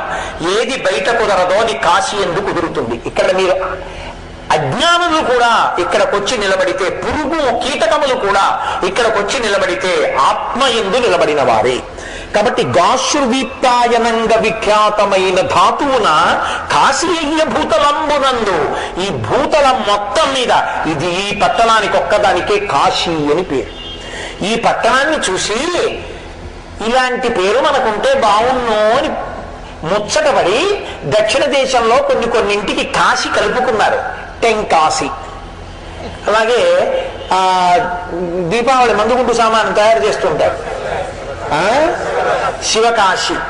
ఇవన్నీ కాశీ అని ఎందుకు కలుపుకున్నారో తెలుసా అండి? ఈ కాశీని చూసి పేరన్నా పెట్టుకుందామని. పేరు పెట్టుకుని కాశీలు అయ్యాయేమో కానీ ఒరిజినల్ కాశీది ఒక్కటే. కాబట్టి గాశ్రుదీప్తాయనంగా విఖ్యాతమైన ధాతువున కాశీయ్య భూతలంబునందు, ఈ భూమండలం మీద ఆత్మ చైతన్యము పట్టణంగా ప్రకాశించేటటువంటిది ఇదొక్కటే పార్వతి. అందుకే ఇందులోకి అడుగు పెట్టనివ్వను ఎవరిని. ఇందులోకి వచ్చాడు అంటే నా అనుగ్రహములు పొందినవాడు అని గుర్తు. మనం ఎంత సంతోషించాలో ఆలోచించండి. మనం పరమేశ్వరుడికి ఎన్ని కృతజ్ఞతలు చెప్పుకోవాలో ఆలోచించండి కాశీ పట్టణానికి రావడం అంటే. కాబట్టి ఇందుకు రానివ్వు ఉగ్రభూతములు. వీడు ఇంత అభ్యున్నతిని పొందితే ఇక మళ్ళీ పుట్టడం, మళ్ళీ చావడం ఉండదు వీడికి. మనం ఇలా ఏడుస్తున్నాం, వీడు మళ్ళా ఏడవాలని అవి చూస్తాయి. ఆనందమునందు నిలబడతాడు పరమేశ్వరుడు. అందుకని కాశీయ్య భూతలంబునందు, ఈ పట్టణం ఇంత గొప్పది పార్వతి అని పరమేశ్వరుడు స్వయంగా పార్వతీదేవికి చెప్పాడు. ఈ పట్టణం యొక్క గొప్పతనం ఏమిటో తెలుసా అండి? కాశికాపట్టణం యొక్క గొప్పతనం, ఈ పట్టణంలో నీ కంటికి కనపడేటటువంటివి కొన్ని, నీ కంటికి కనపడనటువంటి అద్భుతమైన ఉపచారములు జరిగేది, నీ కంటికి కనపడనటువంటి అనేకమైన గొప్ప గొప్ప దేవతలందరూ వచ్చి నిలబడేది ఈ పట్టణంలోనే నిలబడతారు. ఎందుకో తెలుసా? కాశీఖండం చేస్తూ శ్రీనాథ మహాకవి అంటాడు ఒక చోట, ఆయన అన్నాడు, ఈ పట్టణం ఎంత గొప్పదో తెలుసా? శివుని నివాళించు శేషాహి నడిరేయి బహుఫణారత్న దీపముల చేత,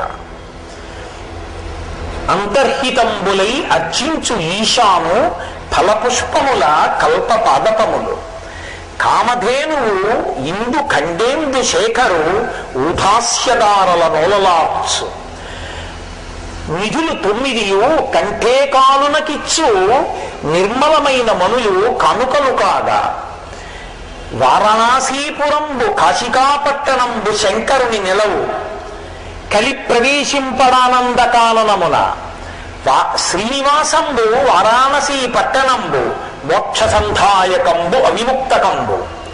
ఈ పట్టణం యొక్క గొప్పతనం ఏంటంటే, దీనికి అర్ధరాత్రి ఖచ్చితంగా 12 గంటలు అయ్యేటప్పటికీ గుడి తలుపులన్నీ మూసేసి ఉండగా మహానుభావుడైనటువంటి శేషుడు 1000 పడగలతో వస్తట గుడిలోకి. వచ్చి, నాకు 1000 పడగలున్నాయి, 1000 పడగల మీద 1000 దివ్యమైన మణులున్నాయి, ఇవి నాకు ఉన్నందుకు ధన్యత ఏమిటో తెలుసా అని శివుని నివాళించు శేషాహి నడిరేయి బహుఫణారత్న దీపముల చేత. తెల్లవారే వరకు కార్తీక దీపాలను అందరూ పెట్టి వెళ్ళిపోయారు. ఈశ్వర, నేను పెడతా దీపాలు. ఏ దీపాలో తెలుసా? నువ్విచ్చిన దీపాలే నీ పాదాల దగ్గర పెడతానని 1000 పడగలు విప్పుతట. కటిక చీకట్లో 1000 పడగలు విప్పితే 1000 పడగల మీద 1000 మణులు ఒక్కసారి దగ్గర వెలుగులు వస్తాయిట. ఆ పడగలు పరమశివలింగం దగ్గర, విశ్వనాథలింగం దగ్గర దింపుతాడు. ఈ దీపాల కాంతులు ఆయన పాదాల మీద పడతాయి. పరమేశ్వర, నాకు 1000 పడగలు, పడగల మీద మణులు ఉన్నందుకు నిన్ను సేవించుకున్నానని వెళ్ళిపోతాట శేషుడు.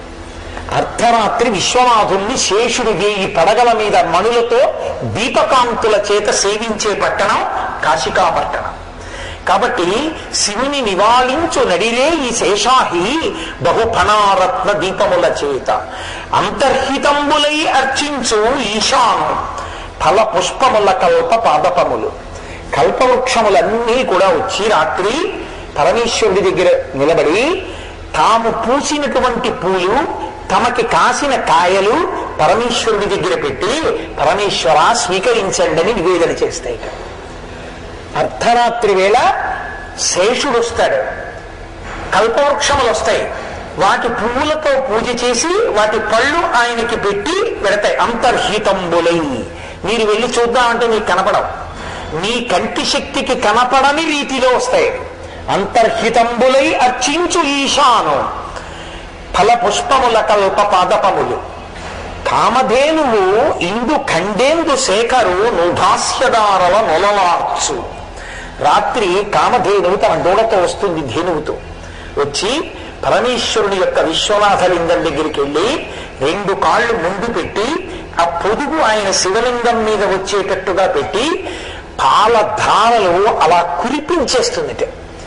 తెల్లటి పాలలో నల్లటి ఆ శివలింగం ఇలా తడిసి ముద్దయిపోయి పాలతో ఇలా నిండిపోయే వరకు పరమశివుడు, అబ్బా కామధేనువా, నాకు ఇంకా చాలు పరవశించిపోయాను అనేంత వరకు ఓలలారుస్తుంది టైంని, అలా విడిచిపెడుతుంది పాలు.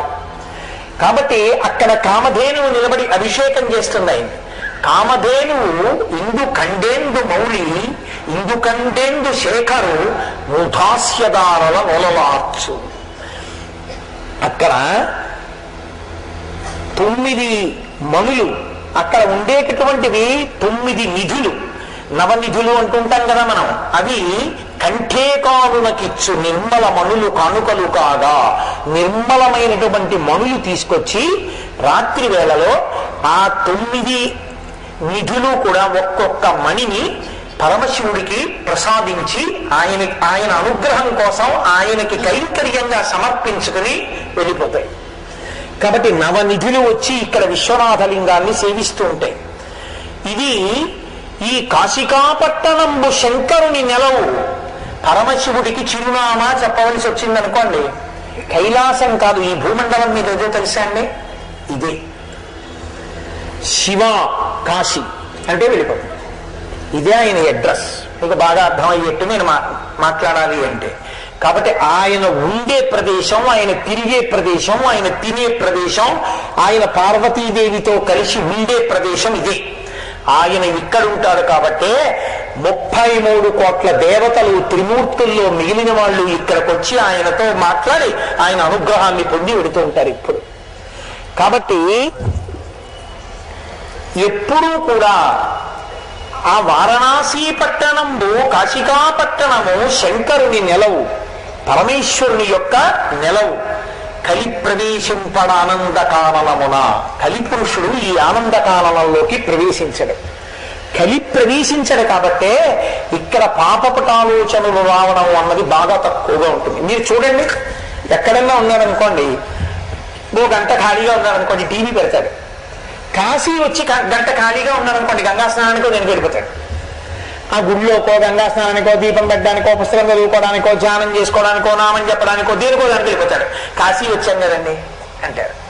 కాబట్టి ఇది కలి ప్రవేశింపడానంద కాననమున. ఇక్కడ కలిపురుషుడు ప్రవేశించడు, పవిత్రపు ఆలోచనలు తమంత తాము కలుగుతాయి. అటువంటి పట్టణం. ఈ పట్టణంలో కలి ప్రవేశింపడానంద కాననమున శ్రీనివాసంబు వారాణసి పట్టణంబు. ఈ పట్టణం లక్ష్మీదేవి యొక్క నెలవు. ఎందుకో తెలుసా అండి, లక్ష్మీ కటాక్షం కలగాలి అంటే పరమశివానుగ్రహం చేతనే కలుగుతుంది. అందుకే ఐశ్వర్యం కలగాలి అంటే లోకంలో ఏం చెప్తారంటే మారేడు దళాలతో పరమేశ్వరుణ్ణి పూజ చేయండి అని చెప్తారు. పరమేశ్వరుణ్ణి మారేడు దళాలతో పూజ చేయడం అంత తేలికని మీరు అనుకోకండి.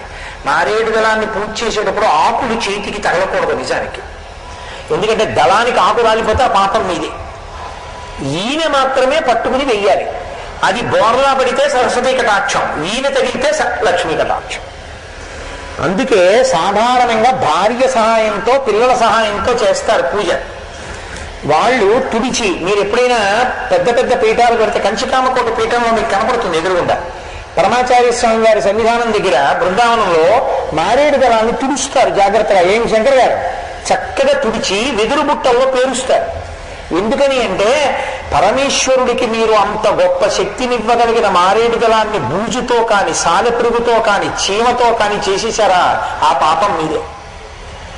అది ఎవరు కురవాలి? మరి భార్య ఉన్నది ఎందుకు గృహస్థాశ్రమంలో? భర్తకి ఇలాంటి వాటిలో సహకరించి పుణ్యం మూట కట్టుకోవడానికే. ఆవిడ తుడవాలి. అంతేకాని తాను భార్యాస్థానంలో ఉండి కూర్చుని పనిపిల్లలు ఇవన్నీ చేస్తే ఇంకెందుకు ఆవిడ? అది పనిపిల్ల కడుతుంది ఆ పుణ్యం. అందుకని తుడిచి పెళ్లల్లో పెడితే ఈయనతో పైకెత్తి ఓం నిధనపతయే నమః, ఓం నిధనపతాంతికాయ నమః, ఓం ఊర్ధ్వాయ నమః అని అయ్యారు. లక్షపత్రి పూజ అంత అబద్ధం లోకంలో ఇంకోటి ఉండదు. వీడు నిజంగా లెక్కెట్టాడు లక్ష దళాలు ఎప్పుడూ పెట్టలేదు. లక్షపత్రి పూజ ఏమిటి, ఎలా చెప్పావా అంటే పత్రి పూజ చేశానని చెప్పండి. నేను మారేడు దళాలతో పూజ చేసుకునే అదృష్టాన్ని ఈశ్వరుడు ఇచ్చాడంతే. 1,00,000 కోటి నేను అంగీకరించాను. ఎందుకంటే 1 తక్కువైందో 10 ఎక్కువ అయ్యాయో నీకు తెలుసా, లెక్క పెట్టి వేశావా? అదో అన్యాయం కదా. ఈశ్వరుడి దగ్గర ముక్తాచూర్ణేన సంయుక్తం తాంబూలం ప్రతిగృహ్యతాం అని చెప్పినంత అబద్ధం.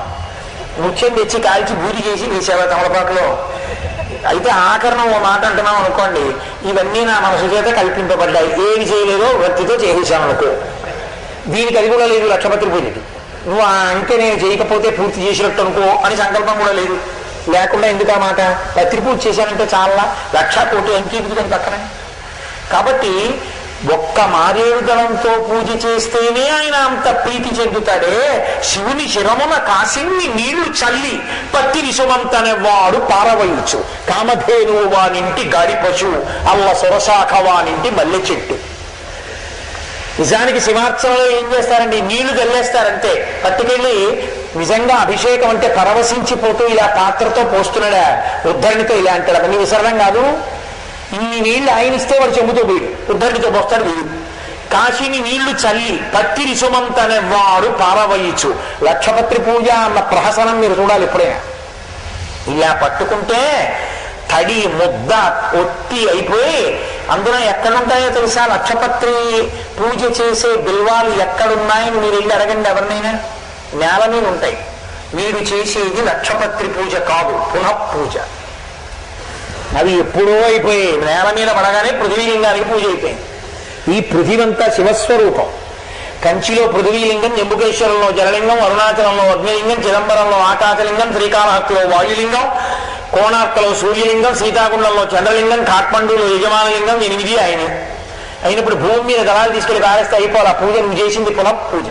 మళ్ళీ ఆ దళాలతో ఇంకోసారి చేశారు. అదే ఉజ్జయిని కాదు మళ్ళీ చేయడానికి నువ్వు కాదు, కాబట్టి నువ్వు చేసింది అపచారం. కానీ ఆయన ఫోన్ చేయని ఉపచారం కింద వేసుకున్నాడంతే లెక్కలో. నువ్వేమో కొత్త చాపేసావా, దాని మీద పెట్టావా, లెక్క పెట్టావా, తుడిచావా, ఏం చేశాను నక్షత్రం చెప్తావు. అబద్ధం కాదు. సరే అక్కడితో వదిలేశాను ఆ విషయం, నాకు ఎందుకు ఫోన్ వీడు ఇలాగే అంటాడని అనుకుంటారు. కాబట్టి ఒక్క మారేడు దళం వేస్తేనే అంత లక్ష్మీ కటాక్షం ఇవ్వగలిగిన పరమేశ్వరుడే ఇక్కడ ఉన్నాడు. ఆయన ఎంత పొంగిపోతాడు మీరు ఏం చేసినా. అందుకే వ్యాసుడు చెప్పుకున్నారండి కాశీపట్టణంలో, అమ్మా మేము ఇక్కడ అన్నం ఎలా తింటామో తెలుసా? మేము అన్నం ఇక్కడ తినేటప్పుడమ్మా తిన్నగా తీసుకొచ్చి పెట్టుకుని నైవేద్యం పెట్టి తినం. ముందు తీసుకెళ్లి ఒక పాత్రలో పెట్టి గంగా నదిలో కలుపుతాం. ఇవాళ మనందరం అలాగే తిన్నాం. ఇక్కడ మనందరం మధ్యాహ్న కాలమునందు ప్రసాదం తీసుకునే ముందు ఒక ఆకులో పెట్టి ప్రసాదాన్ని ప్రత్యేకంగా కారులో తీసుకెళ్లి మొట్టమొదటి విస్తరి గంగా నదిలో సమర్పించాం. మహానైవేద్యాన్ని స్వామి హనుమకి సమర్పించి తర్వాత ప్రసాదంగా తీసుకున్నాం. కాశీపట్టణంలో ఎలా తినాలో వ్యాసుడు చెప్పాడు. కాబట్టి మనం అలాగే తిన్నాం ఇవాళ పరమేశ్వర అనుగ్రహంతో. ఇవాళ కాదు, ఇక్కడ ఉన్నన్నాళ్ళు అలాగే తింటాం. ఉన్నన్నాళ్ళు మొట్టమొదటి విస్తరి గంగానదికి పెడుతుంది. వెళ్ళి గంగానదిలో కలిపి వచ్చాకే ప్రసాదం పెడతాం. కాబట్టి మహానుభావుడి దగ్గర కూర్చుని ఏది చేస్తే ఆయన ఇక్కడ లక్ష్మిని ఇవ్వడు, ఏది కావాలన్నా ఇస్తాడు ఇక్కడ. అందుకే శ్రీనివాసంబు వారాణసీ పట్టణంబు శ్రీకి నెలవు. ఇది ఇక్కడికి వచ్చిన వాళ్ళందరూ ఆయన దగ్గర కావలసినవన్నీ పట్టుకుని వెళ్ళిపోతుంటారు. ఆయన అనుగ్రహించేస్తుంటాడు. ఇక్కడ ముక్తి సంధాయకంబు అవిముక్తకంబు, ఇక్కడ మోక్షం కలుగుతూ ఉంటుంది. అందుకే ఈ మోక్ష సంధాయకంబు అవిముక్తకంబు, అవిముక్తకము అన్న పేరుతో మోక్షాన్ని పొందడానికి ఈ లోకంలో హేతువైన పట్టణం ఇదొక్కటే. శంకరాచార్యుల వారు ఏమన్నారో తెలుసా అండి? అసలు శంకర భగవత్పాదులకు వచ్చిన ఆలోచన వంటి ఆలోచన లోకంలో ఎవరికి రాదు. అద్భుతంగా చెప్తారు మహానుభావుడు ఇది చెప్పిన.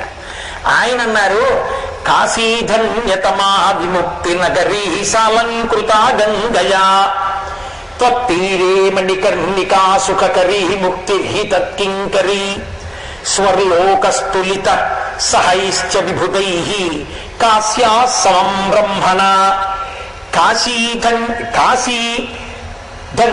కాశీక్షోణితలే స్థిత గురుతరా స్వర్గో లఘుత్వం గతః అన్నారు. ఆయన అన్నారు కాశీధన్యతమా, ఈ కాశీ పట్టణం అంత ధన్యమైన పట్టణం ఇంకోటి లేదు. ఎందువల్ల? అసలు ఈ కాశీ పట్టణమే అంత గొప్పది.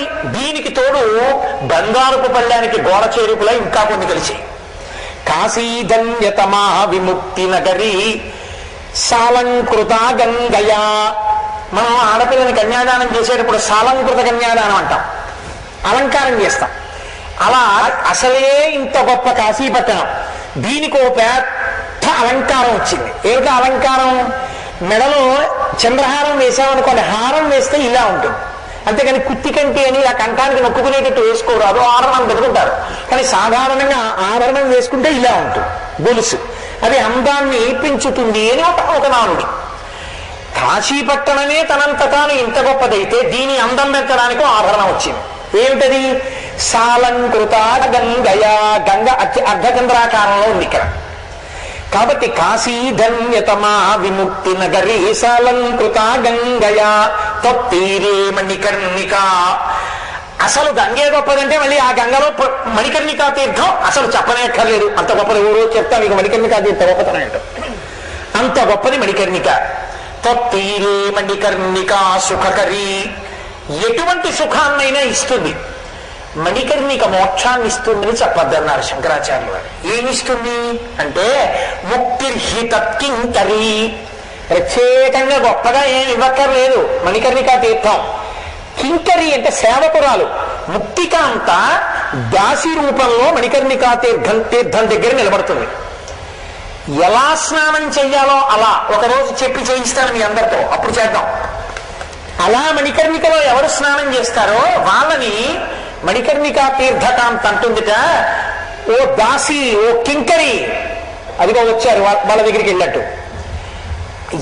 అంత గొప్ప మోక్షం ఎంత తేలిగ్గా వస్తుందంటే వెళ్ళి అక్కడ మునిగితే చాలు ఆ మణికర్ణికా తీర్థము యొక్క కింకరి సేవకురాలు దాసి అయినటువంటి మోక్షకాంత వరిస్తుంది. ఇప్పుడు ఎంత పెరిగింది కాశీ గొప్పతనం. కాశీ ధన్యతమా విముక్తి నగరీ సాలంకృత గంగయా త్వత్తీరే మణికర్ణికా సుఖకరీ ముక్తిర్హిత కింకరీ. ఇప్పుడు బ్రహ్మగారికో అనుమానం వచ్చింది. చతుర్ముఖ బ్రహ్మగారు అన్నట్ట, నేను సృష్టించానుగా ఇవన్నీ. నేను ఇదొక్కటే కాదు, కాశీ పట్టణాన్ని పరమేశ్వరుడు తీసుకొచ్చాడు, ఆయన ఉంటాడు. బ్రహ్మాండాలు లయమైపోయినప్పుడు కూడా త్రిశూలం మీద పెడతారు, బాగుంది, చాలా సంతోషం. కానీ నేను సృష్టించినవి ఇంకా చాలా ఉన్నాయి. స్వర్గలోకం ఉంది, దేవతలు ఉన్నారు, భోగాలున్నాయి, కల్పవృక్షాలున్నాయి, కామధేనువులున్నాయి. అవన్నీ కలిపితే గొప్పదా, కాశీ పట్టణం గొప్పదా అని ఆయనకు అనుమానం వచ్చింది. స్వర్లోకస్తులిత సహస్సహైశ్చ విభుదై కాశ్యా సమం బ్రహ్మణ. కాశీ గొప్పదా, స్వర్గలోకం, కామధేనువు, కల్పవృక్షం ఇవన్నీ కలిపితే గొప్పదా అనుకున్నట్టు. ఇప్పుడు ఏం చేయాలి బ్రహ్మగారు? ఏది గొప్పది, ఏది బరువు అయింది చూడాలంటే తక్కెటోటి పట్టుకోవాలా? పట్టుకున్నాడు. బ్రహ్మగారు తలుచుకుంటే తక్కెట ఎందుకు రాదండి? అలా తూయగలిగిన తక్కెటోటి తీసుకొచ్చాడు. తీసుకొచ్చి అక్కడ పెట్టాడు. ఆ త్రాసు పెట్టి మొట్టమొదటిగా స్వర్గలోకాన్ని అంతటినీ తీసుకొచ్చి స్వర్గలోకంలో ఉన్న భోగాలు, అప్సరసలు, దేవతలు 33 కోట్ల మంది, ఇంద్రుడు, కల్పవృక్షం, కామధేనువు, మిగిలిన లోకాలు, బ్రహ్మాండాలు అన్నీ తీసుకొచ్చో తక్కెట్లో పెట్టాడు. ఇప్పుడు మరి అది ఎంత బరువు, అవన్నీ ఏం మాటలేండి. తక్కెటి ఇలా వంగిపోయింది కిందకి, ఇటు పక్కకి పైకి లేచిపోయింది. ఇప్పుడు ఇటు పక్కేం పెట్టి చూడాలి? కాశీ ఒక్కటి పెట్టి చూడాలి. కాశీ గొప్పవా, ఇవన్నీ గొప్పవా చూడాలి. అందుకని కాశీ పట్టణాన్ని తీసుకెళ్లి తక్కెట్లో ఇతర పక్కన పెట్టాడు. పెడితే కాశీ వీటన్నిటికన్నా గొప్పది కాబట్టి కాశీ క్షోణితలే స్థిత. కాశీ బరువుకి భూమండలం మీదకి వచ్చింది. స్వర్గో లఘుత్వలింగత, తేలికైపోయింది కాబట్టి పైకి పోయింది స్వర్గం అన్నాడు. స్వర్గం కావాలా, కాశీ కావాలా? బ్రహ్మగారి తక్కెట్లో పైకి వెళ్ళిపోయింది స్వర్గం, తేలికైపోయి బరువు అయిపోయి భూమి మీదకి వచ్చింది కాశీ. అందుకని కాశీ క్షోణితలే స్థిత గురుతరా, అంత బరువైంది కాబట్టి భూమి మీద ఉంది. ఏమిరా ఇంత గొప్ప కాశీపట్నంలో ఉన్న భరతఖండంలో పుట్టి కాశీ వెళ్ళకపోతే నీ అంత కృతజ్ఞుడు ఉంటాడరా, నీ అంత పాపాత్ముడు ఉంటాడరా, ఇది శంకరాచార్యుల వారి పరివేదన. కాబట్టి అదిగో అంత గొప్పది. స్వర్గో లఘుత్వం, చాలా తేలికైపోయింది కాశీ ముందు. అప్పటి వరకు పెద్ద గొప్పగా ఇలా పైకెళ్ళిపోయి ఇలా కిందకుండిపోయింది. ఎవరిని ఇటు పట్టినా పైకెళ్ళదేమో అనుకున్నది. కాశీని ఇలా పెట్టేటప్పటికి ఠక్కన పోయింది పైకి.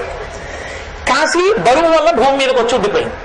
భూమి మీద కాశీ ఉండిపోయింది, స్వర్గం పైన ఉండిపోయింది. ఇక ఈ తక్కెట్లో కాశీ భూమి మీద ఉన్నంతసేపు స్వర్గం కిందకు వస్తుందా? రాదు.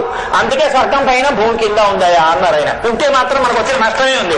వాళ్ళు గొప్ప, మనం గొప్ప, కాశీలో ఉన్న మనమే గొప్ప కాదు. అందుకని కాశీ ప్రవేశం అంత గొప్పదైందన్నారు శంకరాచార్యుల వారు. అందుకని కాశీ వెళ్ళడం, కాశీలో కూర్చోవడం, కాశీ విశ్వనాథుణ్ణి సేవించడం అంత గొప్పదైందయా అన్నారు. కాశీపట్టణ ప్రవేశం, కాశీపట్టణంలో పరమేశ్వరుణ్ణి సేవించడం, ఇక్కడికొచ్చి కూర్చోవడం ఎంత గొప్పదో చెప్పారు. అందులో అన్నారు, అఖిల కాలంబు శంభు నర్చించిన ఫలంబు సహృదీక్షణమున సంభవించు. కొన్ని కోట్ల జన్మల పాటు పరమ శివభక్తితో పరమేశ్వరుణ్ణి మహన్యాసపూర్వక రుద్రాభిషేకంతో షట్కాలములయందు అభిషేకం చేసి మారేడు దళాలతో పూజ చేసినటువంటి వాడు పొందినటువంటి ఫలితం గొప్పదా? అలా వెళ్ళిపోతూ ఇలా చూడకుండా విశ్వనాథలింగాన్ని ఓసారి ఇలా చూసి అలా వెళ్ళిపోయిన వాడు గొప్పవాడా అంటే ఇలా చూసి అలా వెళ్ళిపోయిన వాడే గొప్పవాడు. ఆ పుణ్యం ఈ పుణ్యానికి సరిపోదు. సకృత్ ఒక్కసారి సకృన్నత్వానత్వా అంటారు సౌందర్యలహరిలో శంకరులు. సకృదీక్షణమున సంభవించు. ఒక్కసారి విశ్వనాథ లింగం వంక ఇలా చూశాడా, వాడు కొన్ని కోట్ల జన్మల శివాభిషేకం పూజ చేసినటువంటి ఫలితం కన్నా గొప్ప ఫలితాన్ని పొందేస్తున్నాడు. అది కాశీపట్టణం యొక్క వైభవం. కాబట్టి అఖిల కాలంబు శంభు నర్చించిన ఫలంబు సకృదీక్షణమున సంభవించు. ఒక్కసారి చూస్తే వస్తాం. అలాగే ఇక్కడికి వచ్చినటువంటి వాళ్ళు భవ సహస్రముల చేసిన పుణ్యంబు కంటెను ఒక్క ప్రదక్షిణమునకు ఉపమ కాదు. కొన్ని కోట్ల జన్మలలో చేసినటువంటి పుణ్యమంతా తీసుకొచ్చి ఓ పక్కన విశ్వనాథుడి శివలింగం చుట్టూ ఇలా తిరిగినటువంటి పుణ్యం ఓ పక్కన పెడితే ఏది గొప్పది అంటే అలా పోల్చద్దు. అసలు ఉపమ కాదు. ఈ ప్రదక్షిణానికి కొన్ని కోట్ల జన్మల పుణ్యానికి పోలిక లేదు. అలా పోల్చవద్దు, సరిపోదు. కాశీలో విశ్వనాథలింగం చుట్టూ తెలిసో తెలియకో తిరగడం అంత గొప్పది కాబట్టి అలా పోల్చద్దు అసలు అన్నారు. అసలు పోల్చడానికే పనికి రాకపోతే కోట్ల జన్మల పుణ్యం విశ్వనాథలింగం చుట్టూ తిరగడం ఇంకా ఎంత గొప్పదై ఉండాలి. కాశీపట్టణంలో ఆ శివాలయం చుట్టూ విశ్వనాథ మందిరం చుట్టూ తిరగడం, ఆయన శివలింగం చుట్టూ ప్రదక్షిణం చేయడం, హాయిగా ఎక్కడ పడితే అక్కడ ప్రత్యేకించి మఠాల్లో కూడా సమాన స్థాయి దీపం పెట్టడం, ఇక్కడికొచ్చి కూర్చుని మంచి మాటలు మాట్లాడుకోవడం, భగవత్కథ శ్రవణం చేయడం ఎంత గొప్పవి. కాబట్టి అది ఆ భవ సహస్రముల చేసిన పుణ్యఫలంబు ఒక్క ప్రదక్షిణమునకు ఉపమ కాదు. ఒక ప్రదక్షిణంతో సమానం కానే కాదు. పుష్ప సమర్పణమును పోలునే షోడశ మహాదానములు కాండముల కూడి. ఒకే ఒక పువ్వు తీసుకెళ్లి అలా వెళ్ళిపోతూ సశాస్త్రీయంగా పూజ చేశానా అని కూడా చూడకుండా ఇలా విశ్వనాథలింగం మీద పడేసి వెళ్ళిపోయాడు.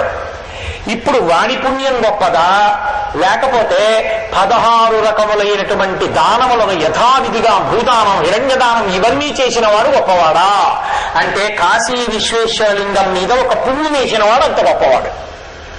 ఒక్క పువ్వు విసిరినవాడు భక్తితోనో భక్తి లేకనో వెళ్ళి వేశాడు.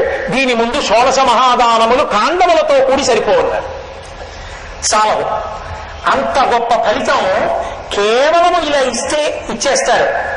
తలకూడు అశ్వమేధ బలంబు పంచామృత స్నాన విశేషము ఆచరింప. విధి విధానంగా ఎలా చేయాలో అలా చక్కగా రుద్రాధ్యాయం స్వరంతో చదువుతుంటే పంచామృతములను ఎవరైనా విశ్వనాథుడికి అభిషేకం చేస్తే అటువంటి వాడికి కొన్ని అశ్వమేధయాగములు చేసినటువంటి ఫలితాన్ని వాడి ఖాతాలో వేసేస్తారు. అంత గొప్ప శక్తి కలిగినటువంటిది కాశీపట్టణం. అంత గొప్ప శక్తి కలిగినది విశ్వనాథ దర్శనం. కాబట్టి వాజపేయ సహస్ర ప్రవర్తనముల కల ఫలమబ్బు నైవేద్య కల్పనమున. విశ్వనాథుడి దగ్గరికే వెళ్ళక్కర్లేదు. ఇక్కడ మనం అన్నం తినేటప్పుడు ఇది విశ్వనాథులకు చెందుగాక గంగా నది ఎందుకు కలిపారు, నైవేద్యం పెట్టి తిన్నారు అంతే. ఆ ఫలితం దేనికి వేస్తారంటే కొన్ని కోట్ల వాజపేయ యాగములు చేసినటువంటి వాడికి వచ్చేటటువంటి ఫలంతో సమానమైన ఫలితాన్ని ఇక్కడ ఈశ్వరుడికి సమర్పణం చేసి తిన్నవాడికి ఇస్తారు. కాబట్టి అందుకని కాశీపట్టణం అంత గొప్పది. కాశీ వెళ్ళామన్న మాటకి అంత శక్తి రావడానికి కారణం అదే. కాబట్టి వాజపేయ సహస్ర ప్రవర్తనముల వలన కలుగు ఫలమబ్బు నైవేద్య కల్పనమున. ఇటువంటి కాశీపట్టణం ఉందే, ఇది అత్యద్భుతమయ్యా. ఇటువంటి పట్టణానికి వచ్చి మహానుభావ దీన్ని ఇది ఎంత ఈ చిత్తగించి బాగా తెలుసుకుని ఈ విషయాలన్నీ నువ్వు విశ్వనాథు అభవు కాశికానాథు సేవించి తరించు సంయమేంద్ర. సుబ్రహ్మణ్యేశ్వర స్వామి వారు అగస్త్య మహర్షితో చెప్పినటువంటి మాట. అందుకని సంయమేంద్ర అంటారు.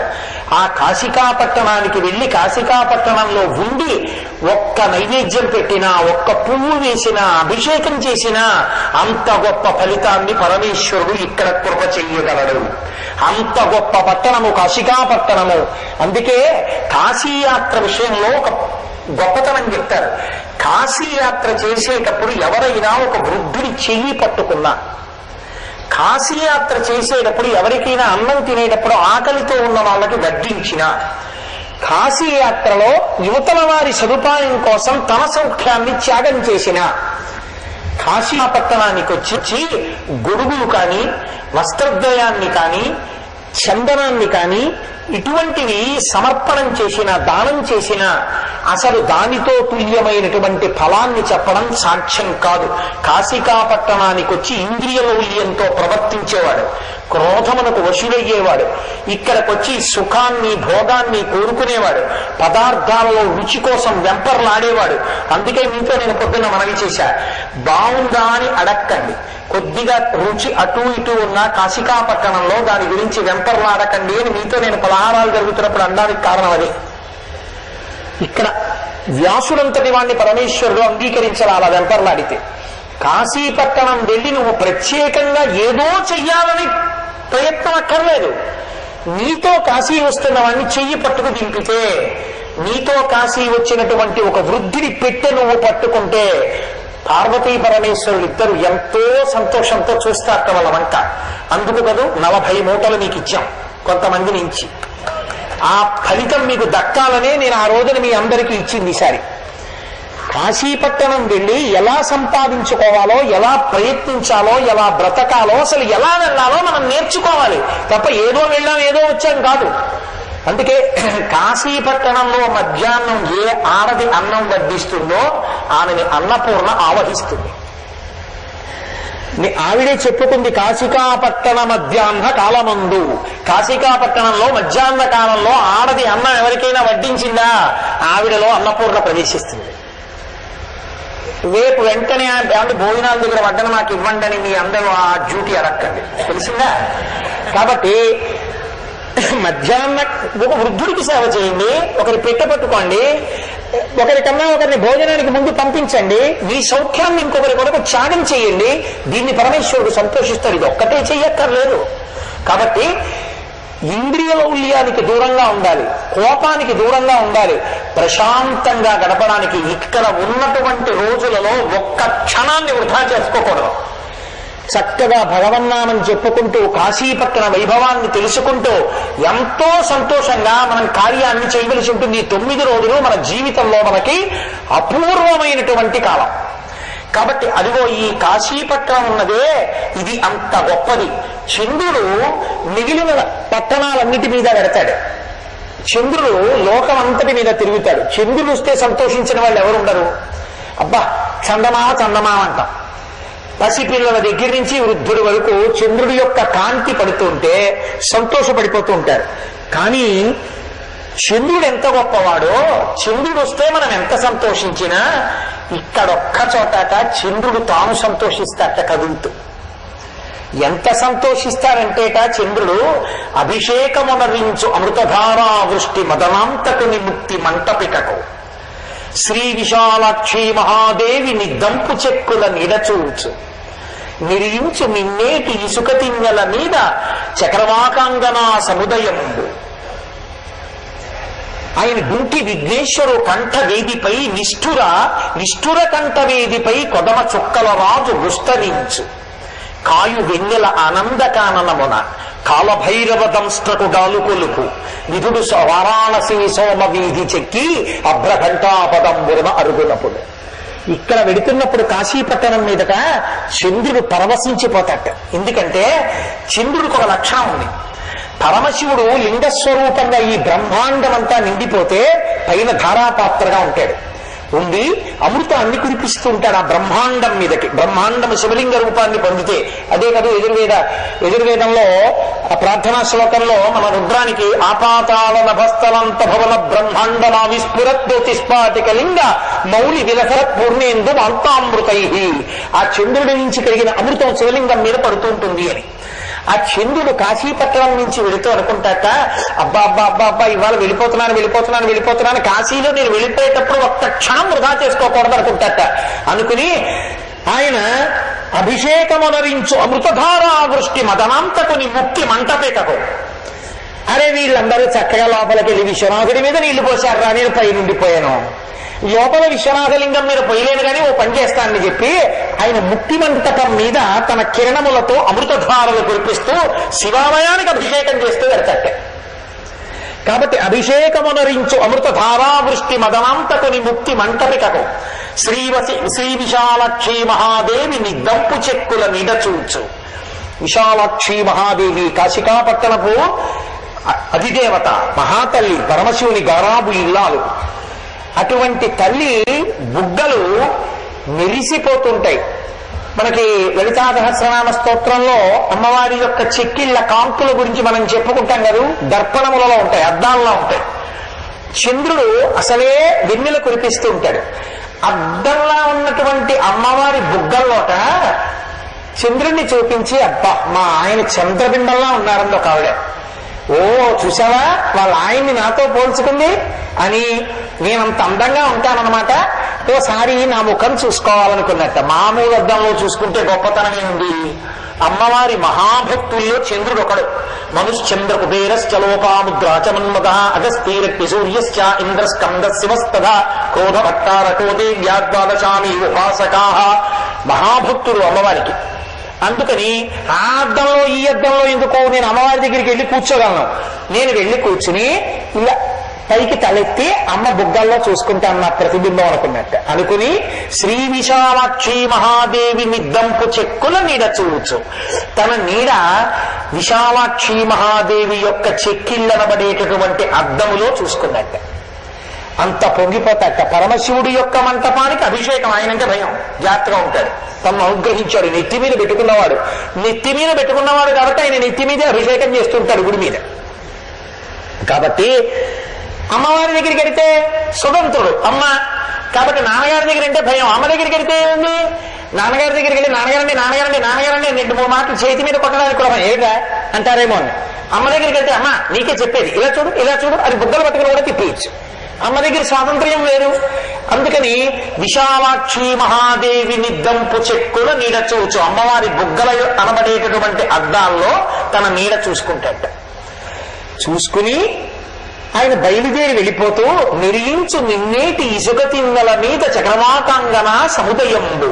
అసలే గంగ తెల్లగా ఉంటుంది, యమున నల్లగా ఉంటుంది. గంగా యమున పక్కన ఉన్నాయనుకోండి, పరమశివుడు శ్రీ మహావిష్ణువు కలిసి నించున్నట్టుంటుంది. అందుకే ఎదురు తిక్కన గారు విరాట పర్వం చేస్తూ కాళిందియును సురనదియును కూడినట్టి ఆ 2 గంగా యమున కలిసి వచ్చాయా అన్నట్టుగా ఉంది నాకు పరమశివుడు విష్ణువు కలిసి వస్తుంటే అన్నారు.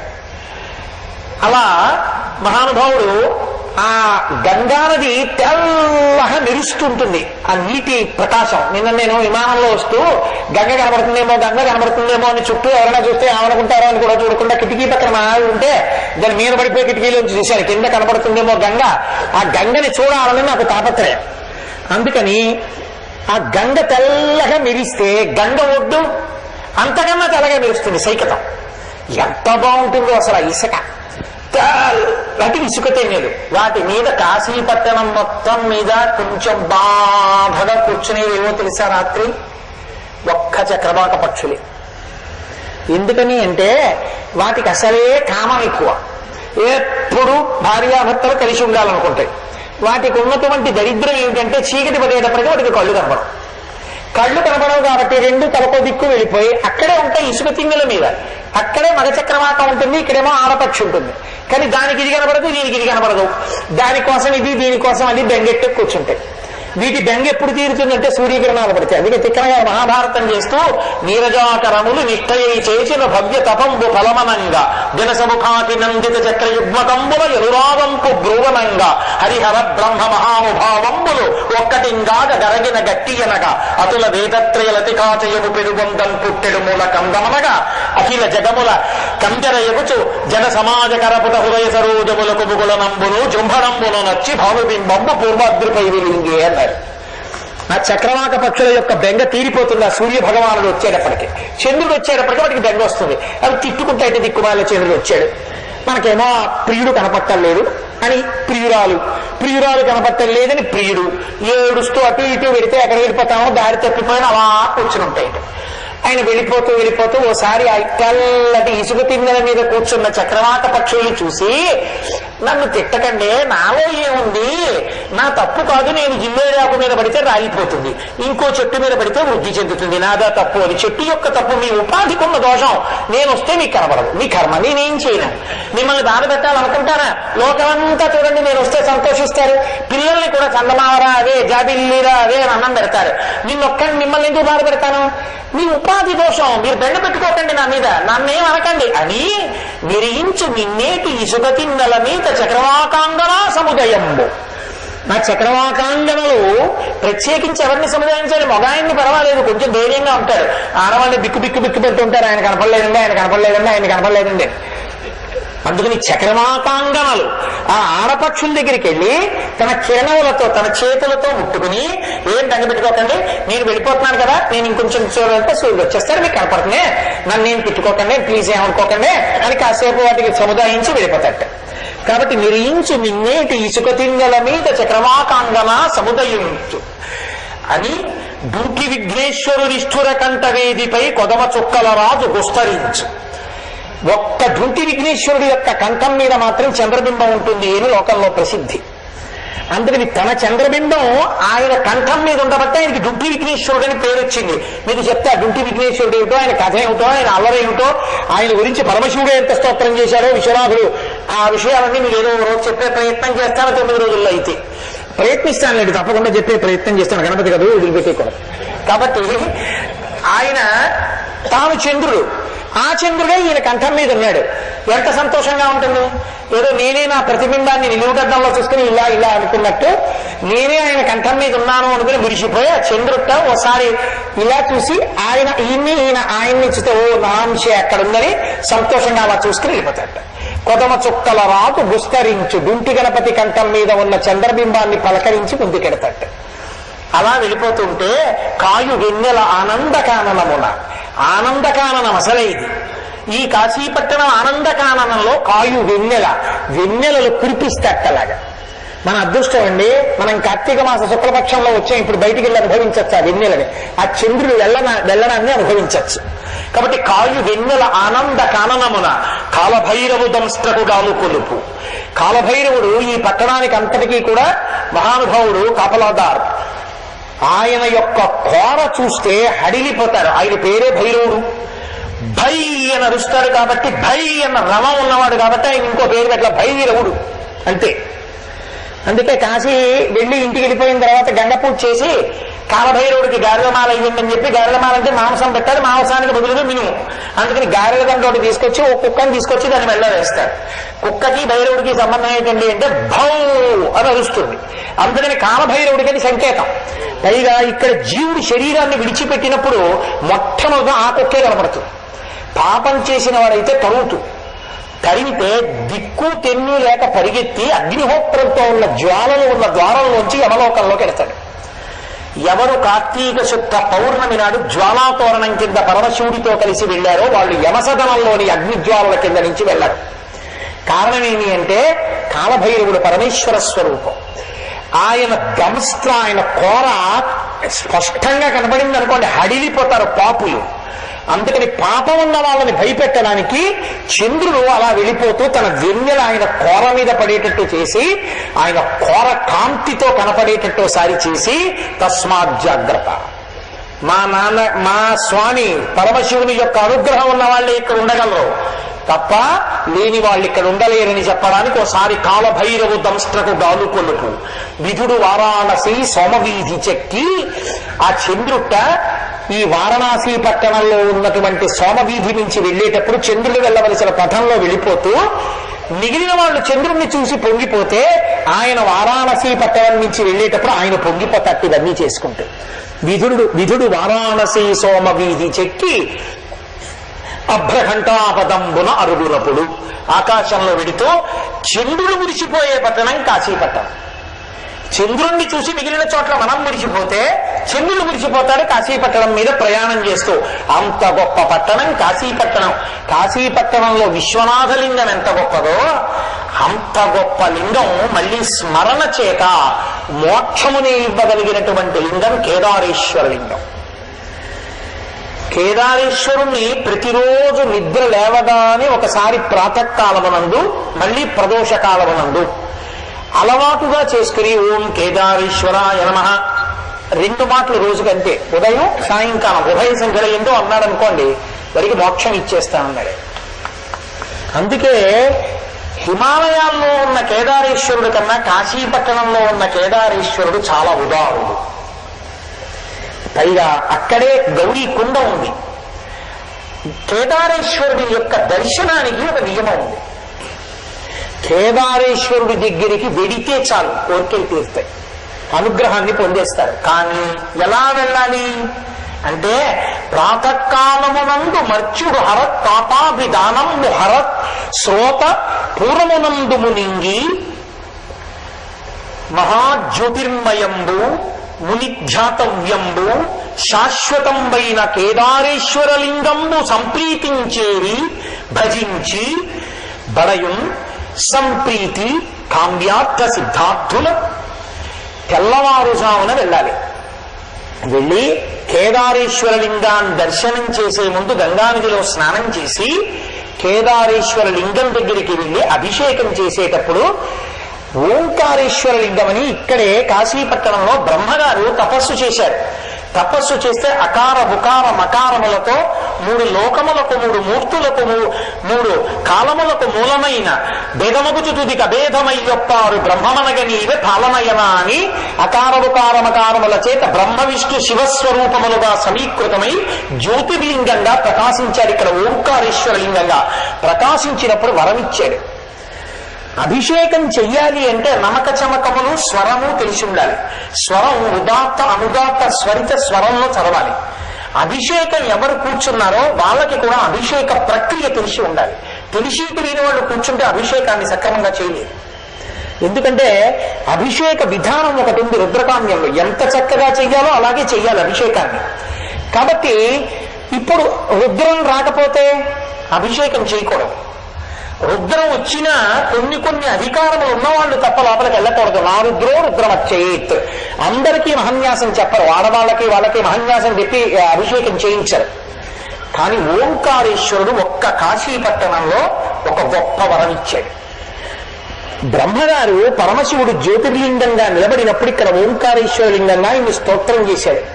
స్తోత్రం చేస్తే ఆయన అన్నాడు, ఈ కాశీపట్టణం వచ్చిన వాళ్ళు కానీ ఇతర చోట్ల కానీ, అంటే ఇతర చోట్ల అన్ని చోట్ల సంభవములు కావు, ప్రత్యేకించి కాశీపట్టణానికి వచ్చినప్పుడు నమక చమకములు స్వరంతో చెప్పడం రాకపోయినా ఎవరు వచ్చి శివలింగం ముందు నిలబడి నా స్తోత్రాన్ని బ్రహ్మగారు చేసింది చేస్తారో అటువంటి వాళ్ళు నమక చమకాలతో రుద్రాధ్యాయంతో సశాస్త్రీయమైనటువంటి అభిషేకాన్ని నాకు చేసిన ఫలితాన్ని వాళ్ళకి అనుగ్రహించేస్తాను అన్నది. అందుకే అశ్వమేధయాగాలు చేసిన ఫలితం ఎంత గొప్పదో అంత ఫలితం ఇక్కడ అభిషేకానికి. ఇక్కడ అభిషేకం చేసుకునేటప్పుడు మిగిలింది రాకపోయినా కనీసం ఇది ఒక్కటి చెప్పగలిగితే వాడు సశాస్త్రీయాభిషేకం చేసేసినట్టే. అందుకే కేదారలింగాన్ని పూజించాలంటే తెల్లవారుజామునే వెళ్లి గంగానదిలో స్నానం చేసి చక్కగా కేదారలింగం దగ్గర నిలబడి ఈ అభిషేక మంత్రాన్ని బ్రహ్మగారు చేసిన దాన్ని చదివి అప్పుడు లోపలికి వెళ్లి చక్కగా ఆయన మీద కాస్త పదార్థం వేసి బయటికి రావడం సర్వోత్కృష్టమైన పద్ధతి. మీకు నేను ఒక్కసారి వినిపిస్తాను, వినండి. ఇటువంటి కాశీపట్టణంలో వినడం కూడా అదృష్టమే.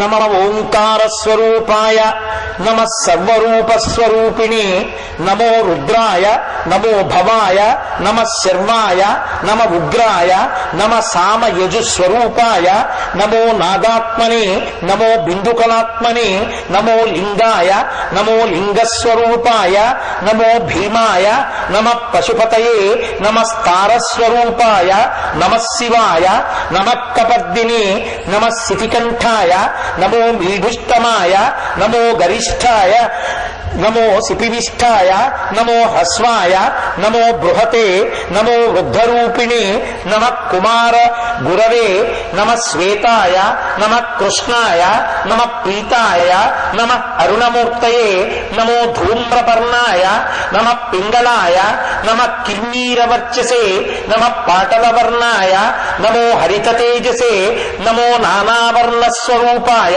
నమో వర్ణపతయే నమ స్వరరూపాయ నమో వ్యంజన రూపిణి నమ ఉదాత్తానుదాత్త స్వరిత రూపాయ నమో హ్రస్వ దీర్ఘ పృత విసర్గాత్మనే నమో అనుస్వార స్వరూపాయ నమ సానునాసికాయ నమో నిరనునాసికాయ నమో దంత్యాయ నమో స్థాళవ్యాయ నమ ఓష్చ్యాయ నమ ఉరస్యాయ నమ ఉష్ణస్వరూపాయ నమో అంతస్థాయ నమ పినాకిని నమో నిషాదాయ నమో నిషాదపతయే నమస్తారాయ నమో మంద్రాయ నమో మధ్యమాయ నమో ఘోరాయ నమో ఘోరమూర్తయే నమస్థానస్వరూపాయ నమో మూర్ఛనాస్వరూపాయ నమ స్థాయి సంచార స్వరూపాయ నమో లాస్య తాండవ జన్మనే నమ స్త్రైల్యత్రిక స్వరూపాయ నమ స్థూలాయ నమ సూక్ష్మాయ నమో అదృశ్యాయ నమో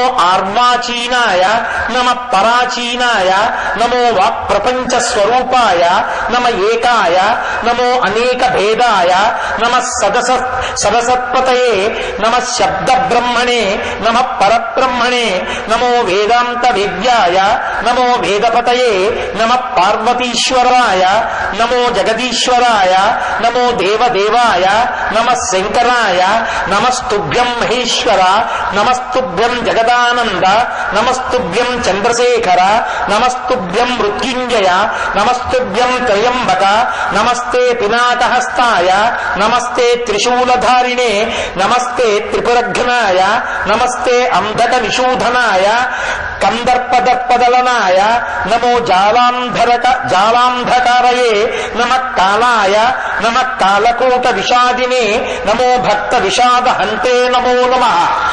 ఈ స్తోత్రాన్ని అక్కడ నిలబడి ఎవరు చేసి లోపలికి వెళ్లి నీటి చుక్క పోస్తారో వాళ్ళు కాశీలో వచ్చి శివలింగాన్ని కేదారేశ్వరుణ్ణి సశాస్త్రీయంగా అభిషేకం చేసి వెళ్ళిన ఫలితాన్ని పొందుతారు. అందుకే నోటి మాట చెప్పి నేను ఊరుకున్నాను అనుకోండి, మీకు విలితిగా ఉంటుంది కదా. రేపు నేను ఖచ్చితంగా 5:30 కేదార్ ఘాట్కి వస్తాను. రేపు ఎవరెవరు కేదార్ ఘాట్కి వస్తారో వాళ్ళందరం కూడా సంకల్పంతో గంగానదిలో స్నానం చేసి కేదారనాథుడి ముందు నిలబడి, గోపాలకృష్ణ గారు మైక్ అవి అరేంజ్ చేయండి పోర్టబుల్. రేపు మనందరం కూడా శాస్త్రంలో ఎలా చెప్పారో అలా చక్కగా ఈ స్తోత్రాన్ని అందరం చదివి కేదారనాథుడి దగ్గరికి వెళ్ళి అందరూ ఇది బయట చెప్పేశాక లోపలికెడితే ఓం కేదారేశ్వరాయ నమః, ఓం కేదారేశ్వరాయ నమః అంటూ వెళ్ళి మీ చేతిలో ఉన్న ద్రవ్యాన్ని శివలింగం మీద పోసి ముట్టుకుని నమస్కరించి వద్దాం. కార్తీక మాసంలో మనం కాశికా పట్టణానికి వచ్చినందుకు ఒక అద్భుతమైన విషయాన్ని చక్కగా చేసి మనకి శాస్త్రం ఏ అనుగ్రహాన్ని కటాక్షించిందో ఆ అనుగ్రహాన్ని రేపటి రోజున పొందుదాం. అక్కడ కేదారనాథుడిని దర్శనం చేసిన తర్వాత మనం విశ్వనాథ దర్శనానికి వెళదాం. ఉదయం వెళ్ళి ఇవాళ మీరు విశ్వనాథుడి గురించి కాశికాపట్టణం గురించి కొంత విన్నారు. రేపు మళ్ళీ నేను కొన్ని విషయాలు మీతో మనవి చేస్తాను. విశ్వనాథ దర్శనం చేసుకుని చక్కగా ఎదురుగుండా శ్రీచక్రేశ్వరుడు ఉన్నాడు. శ్రీచక్రేశ్వర దర్శనాదులు పూర్తి చేసుకుని మనం కామకోటి మఠానికి వచ్చి పలహారం స్వీకరించి అక్కడి నుంచి బయలుదేరి అదిగో క్రతువు జరుగుతున్నటువంటి ప్రాంగణానికి మనం వెళదాం. కాబట్టి రేపు ఎవరు 5:30 కేదార్ ఘాట్కి రాగలరో వాళ్ళందరం కూడా చక్కగా కలిసి మనం ఈ కార్యక్రమాన్ని నిర్వహణ చేద్దాం. అంత గొప్ప కాశీ. మీరు ఒక్కొక్క రోజు ఒక్కొక్క విశేషాన్ని మీకు నేను మనవి చేస్తుంటాను. చక్కగా విని తెలుసుకుని మీరు మళ్ళీ మళ్ళీ కాశీ వచ్చినప్పుడు అనుష్ఠించి ధన్యులు అవుదురుగాని. మనం ఇవాళ అసుర సంధ్య వేళ దాటి ఉన్నాం, కాశికాపట్టణంలో ఉన్నాం. కాబట్టి నేను ఒక్కసారి 12 లింగ స్తోత్రాన్ని మీతో చెప్పిస్తాను. మీ అందరూ కూడా ఏకకంఠంగా చెప్పండి, మనం పూర్తి చేద్దాం.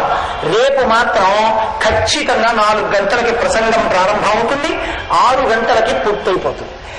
6 గంటలకి పూర్తయిపోగానే ఖాళీగా ఉండకూడదు. సంధ్యావందనం చేసుకునే వాళ్ళు సంధ్యావందనం చేసుకుని కార్తీక మాసంలో దీపం ఎక్కడెక్కడ పెట్టాలి అన్నది నియమం చెప్పారు.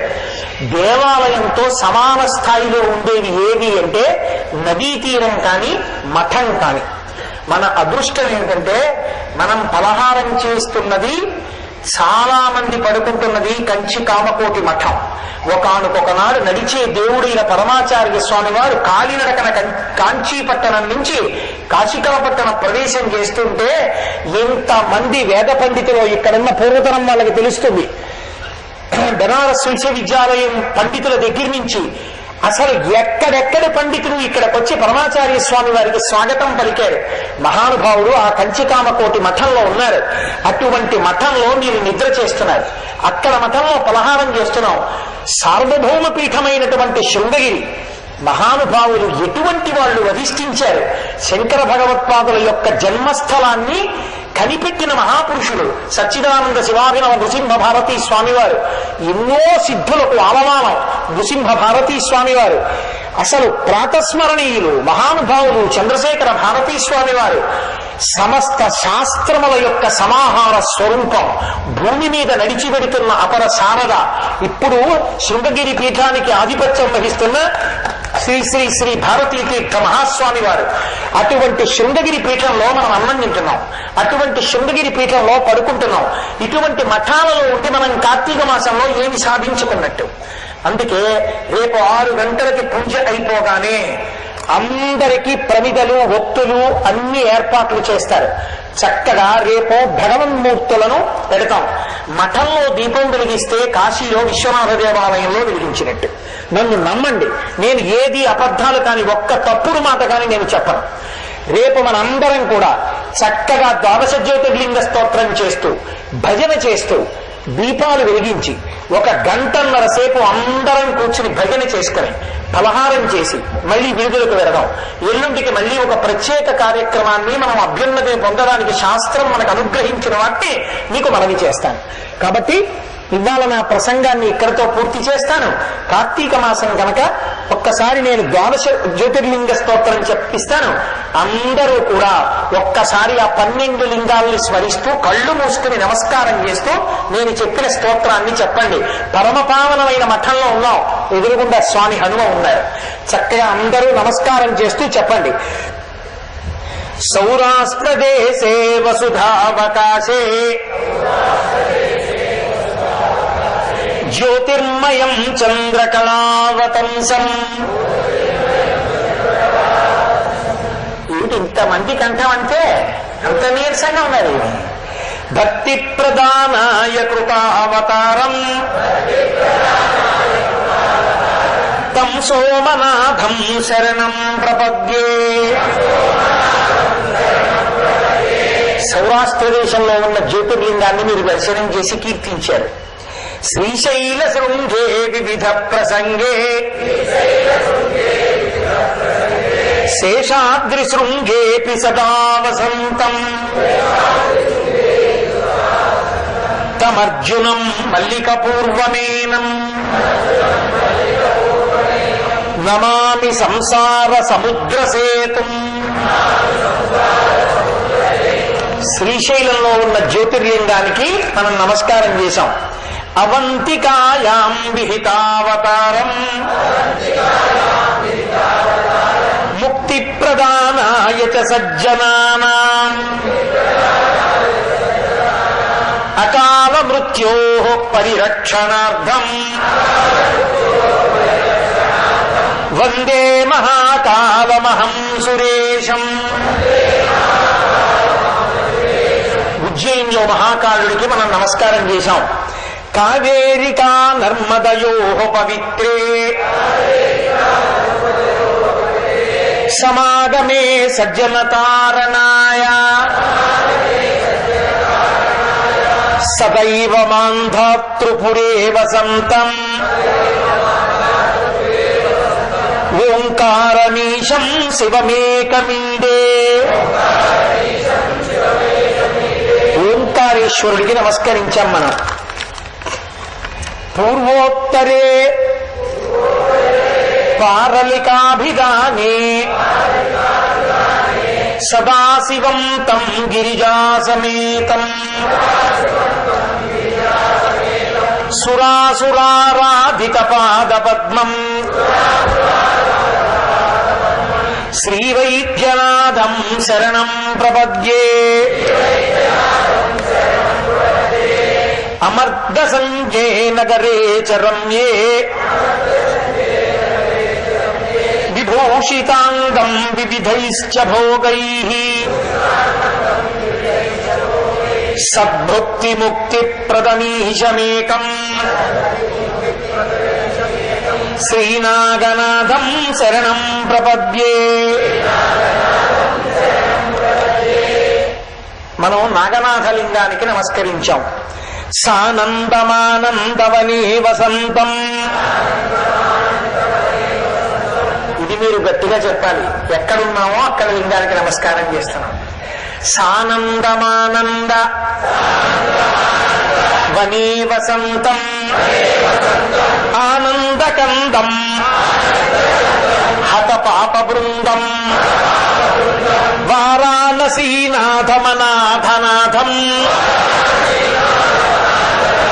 శ్రీ విశ్వనాథం శరణం ప్రపద్యే.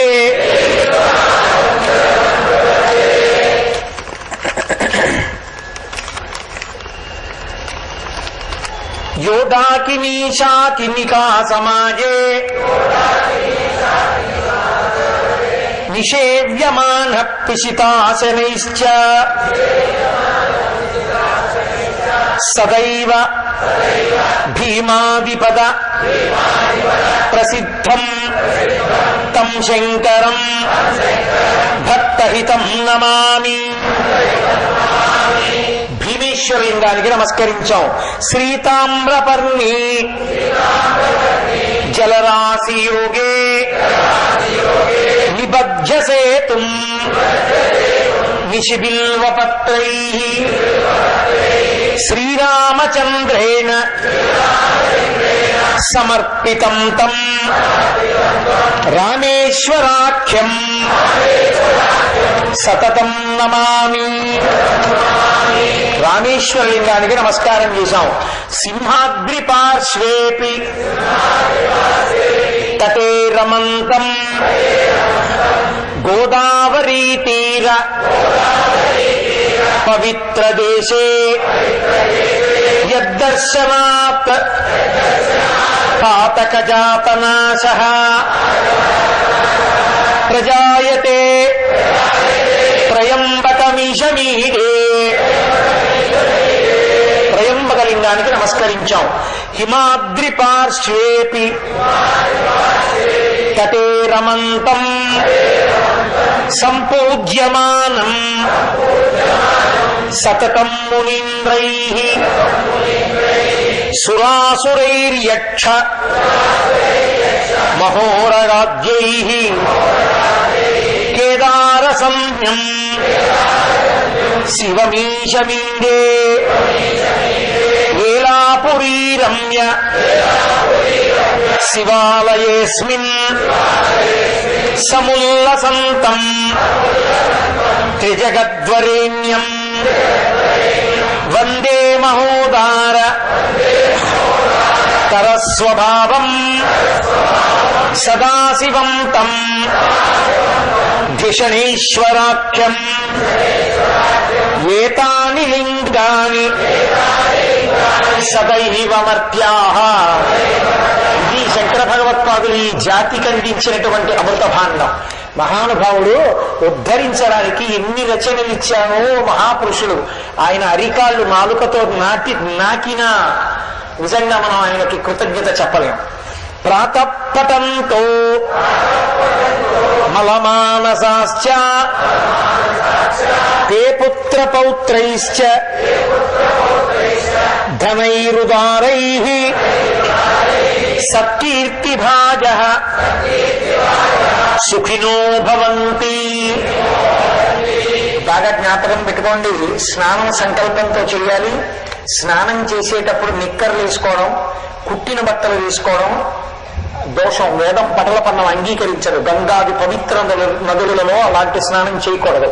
అంచు కలిగినటువంటి బట్ట, తెల్లటి బట్టని లుంగీలాగైనా కట్టుకోండి, పర్వాలేదు. మగవాళ్ళు ఆడవాళ్ళకి వస్త్రధారణలో నియమేమీ ఉండదమ్మా.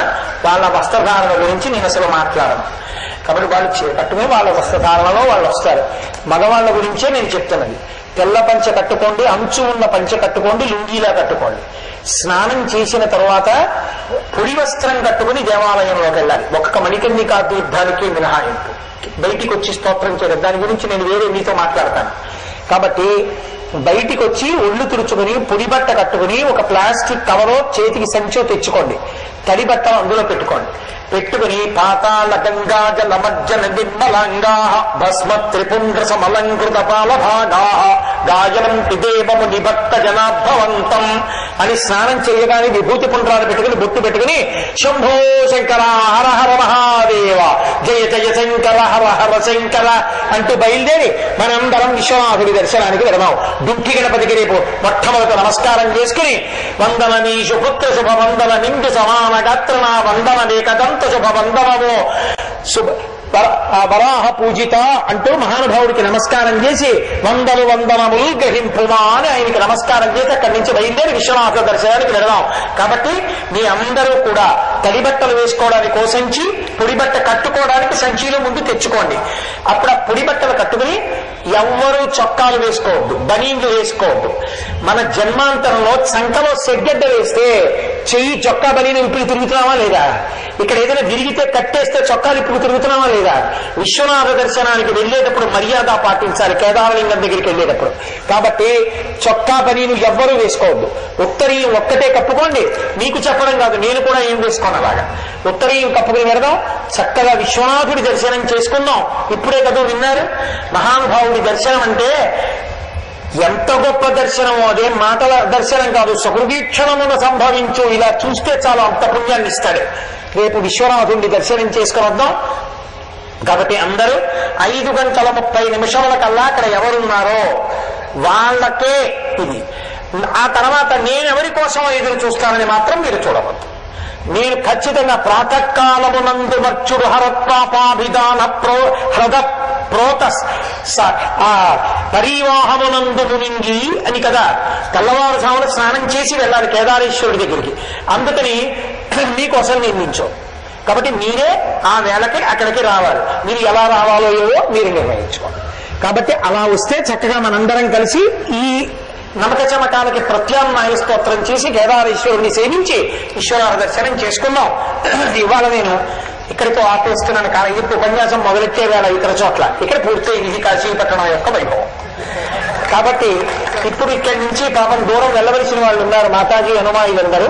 కాబట్టి వాళ్ళందరూ బయలుదేరాలి. కాబట్టి మళ్ళీ ప్రయాణ సౌకర్యం దొరకదు. మనం కూడా పలహారం చేసి కంచి వెళ్ళవలసి, కంచి కామకోటి మఠానికి వెళ్ళవలసిన వాళ్ళు ఉన్నారు. కాబట్టి ఇప్పుడు ఈ మంగళం చెప్పేసిన తర్వాత బయలుదేరి మనందరం చక్కగా అక్కడికి వెళదాం. మనందరం గౌరవంతో మాతాజీ బయలుదేరిపోయేంత వరకు మాత్రం దయచేసి ఎవరు కదిలిపోవద్దు. అది ఆవిడ పట్ల గౌరవం. శివ సంకల్పమస్తు. ఆ తల్లి ఎంత సహృదయంతో చేశారో ఆవిడ సంకల్పం ఇవాళ ఇలా మనందరికీ అనుగ్రహాన్ని ఆవిడ పెట్టుకున్న సంకల్పం ఇన్ని వేల మందిని కరింపజేసి, అది మనసులో ఆ శుద్ధి లేకుండా అది కుదిరేది కాదు. అందుకని ఆవిడ బయలుదేరి బయటికి వెళ్ళిపోయేంత వరకు అందరం ఇలాగే ఉన్నాం. ఆవిడ లేచి వెళ్ళేటప్పుడు లేచి నిలబడండి. ఆవిడ మర్యాదగా వెళ్ళిపోయాక మనం వెళదాం. మంగళాశాసనపరై మదాచార్య పురోగమై సర్వైశ్చ పూర్వైరాచార్యై సత్కృతాయాస్తు మంగళం. మంగళం కోసలేంద్రాయ మహనీయ గుణాత్మనే చక్రవర్తి తనూజాయ సర్వభౌమాయ మంగళం. ఉమా కాంతాజ కాంతాజ కామితార్థ ప్రదాయినే శ్రీగిరీశాయ దేవాయ మలినాథాయ మంగళం. కరచరణ కృతం వా కర్మవాక్కాయజం వా శ్రవణనైజం వా మానసం వాపరాధం విహితం వా శ్రవణేత్తక్షమస్వా శివ శివ కరుణాబ్ధే శ్రీ మహాదేవ శంభో. సర్వం శ్రీ ఉమామహేశ్వర పరబ్రహ్మార్పణమస్తు. స్వస్తి.